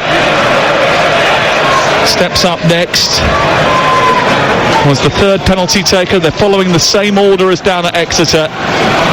Has placed the ball on the spot for Nottingham Forest's third kick. And he takes a couple of steps back to the edge of the penalty area. It's a bit of a straight run up now. He just moves to his left. He stares down Alex Palmer, runs up, rifles it low and hard into the corner of the net to the goalkeeper's right. It's 3-2 to Nottingham Forest. These are really good penalties that we're seeing from both sets of players. Cool and composed Anderson just again hits his spot hard and low. It's in the side netting. Doesn't matter which way Palmer goes because he's not getting anywhere near that one. Well, here they come, Ipswich Town, with Jens Kayuste to take a penalty in front of the Trent end. Kayuste, who is not your regular goal scorer by any stretch. He's never scored for Ipswich Town. He's placed the ball down on the spot. And with the baying mob behind Sells' goal, faces the Nottingham Forest goalkeeper. He steps up, coolly slots it in the open side of the goal. And Sells, who had gone to his right, again, has got nowhere near any of the penalties, actually. In fact, neither of the goalkeepers really have. The closest was Palmer to Gibbs-White, and it's 3-3. And I like that from Kayuste, the way that he just waits for half a second, waits for the goalkeeper to move, opens his body up, opens his hips up, slots it to the right hand corner of the goal. Next up, as predicted, Nico Williams. And he places the ball down for the fourth Nottingham Forest penalty. They didn't have to take any more than this down at Exeter. And the Welshman breathes in, stutters his run up and rifles it into the corner. It's an excellent penalty. 4-3. And now forces Ben Johnson into having to convert this kick, because otherwise the pressure really will be on. Another immaculate penalty, wasn't it, by Nico Williams? High in that top left-hand corner. Waiting for someone to blink, aren't we? But so far, it's been brilliant. Well, Nottingham Forest have won all three of the FA Cup ties that have gone to penalties that they've been involved in. Johnson steps up, right-footed. That is outrageously good. He has hit that so confidently with very little run-up, beyond the reach of Matt Sells, and it's 4-4. He's done so well to generate that much power, send the ball across the face of the goal to the top left-hand corner with such a little run-up. Now So then. nonchalant. Now we're into the Nottingham Forest players that are not necessarily,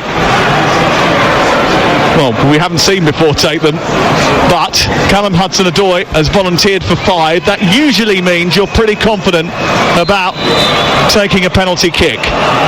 Hudson-Odoi takes a breath in. He's got a very short run up. He steps up, sends the goalkeeper the wrong way. It's 5-4. And now, Jack Taylor, who has cramp and was down on the floor at full time being stretched up by Dara O'Shea, has to score to keep Ipswich in the FA Cup. Oh, it's interesting. Nuno is now stood up. He's gone to sit back down again, I think, but he's trying to conduct the fans behind the goal with the rest of the Forest staff. Well, I tell you what, Matt Sells has got nowhere near a penalty yet. Maybe this one. Jack Taylor of Ipswich Town to stay in the FA Cup, takes his run up and sends it low to the goalkeeper's left. Sells makes the save, and Nottingham Forest, the quarter-finalists of the FA Cup. Jack Taylor never looked confident, suffered cramp at the end of the game, stepped up to take the vital penalty. Matt Sells went the right way, tipped it round the post, then ran off towards the Brighton Club stand in celebration. Nottingham Forest go to Brighton to play only their second FA Cup quarter-final in 29 years. Matt Sells the hero. Both managers may have rotated their squads in a busy period. We may have had to go the full distance tonight. But Nottingham Forest are fighting for Europe and fighting for silverware. They haven't won the FA Cup since 1959. Why not this year? Nottingham Forest won, Ipswich won on the night. Nottingham Forest win 5-4 on penalties.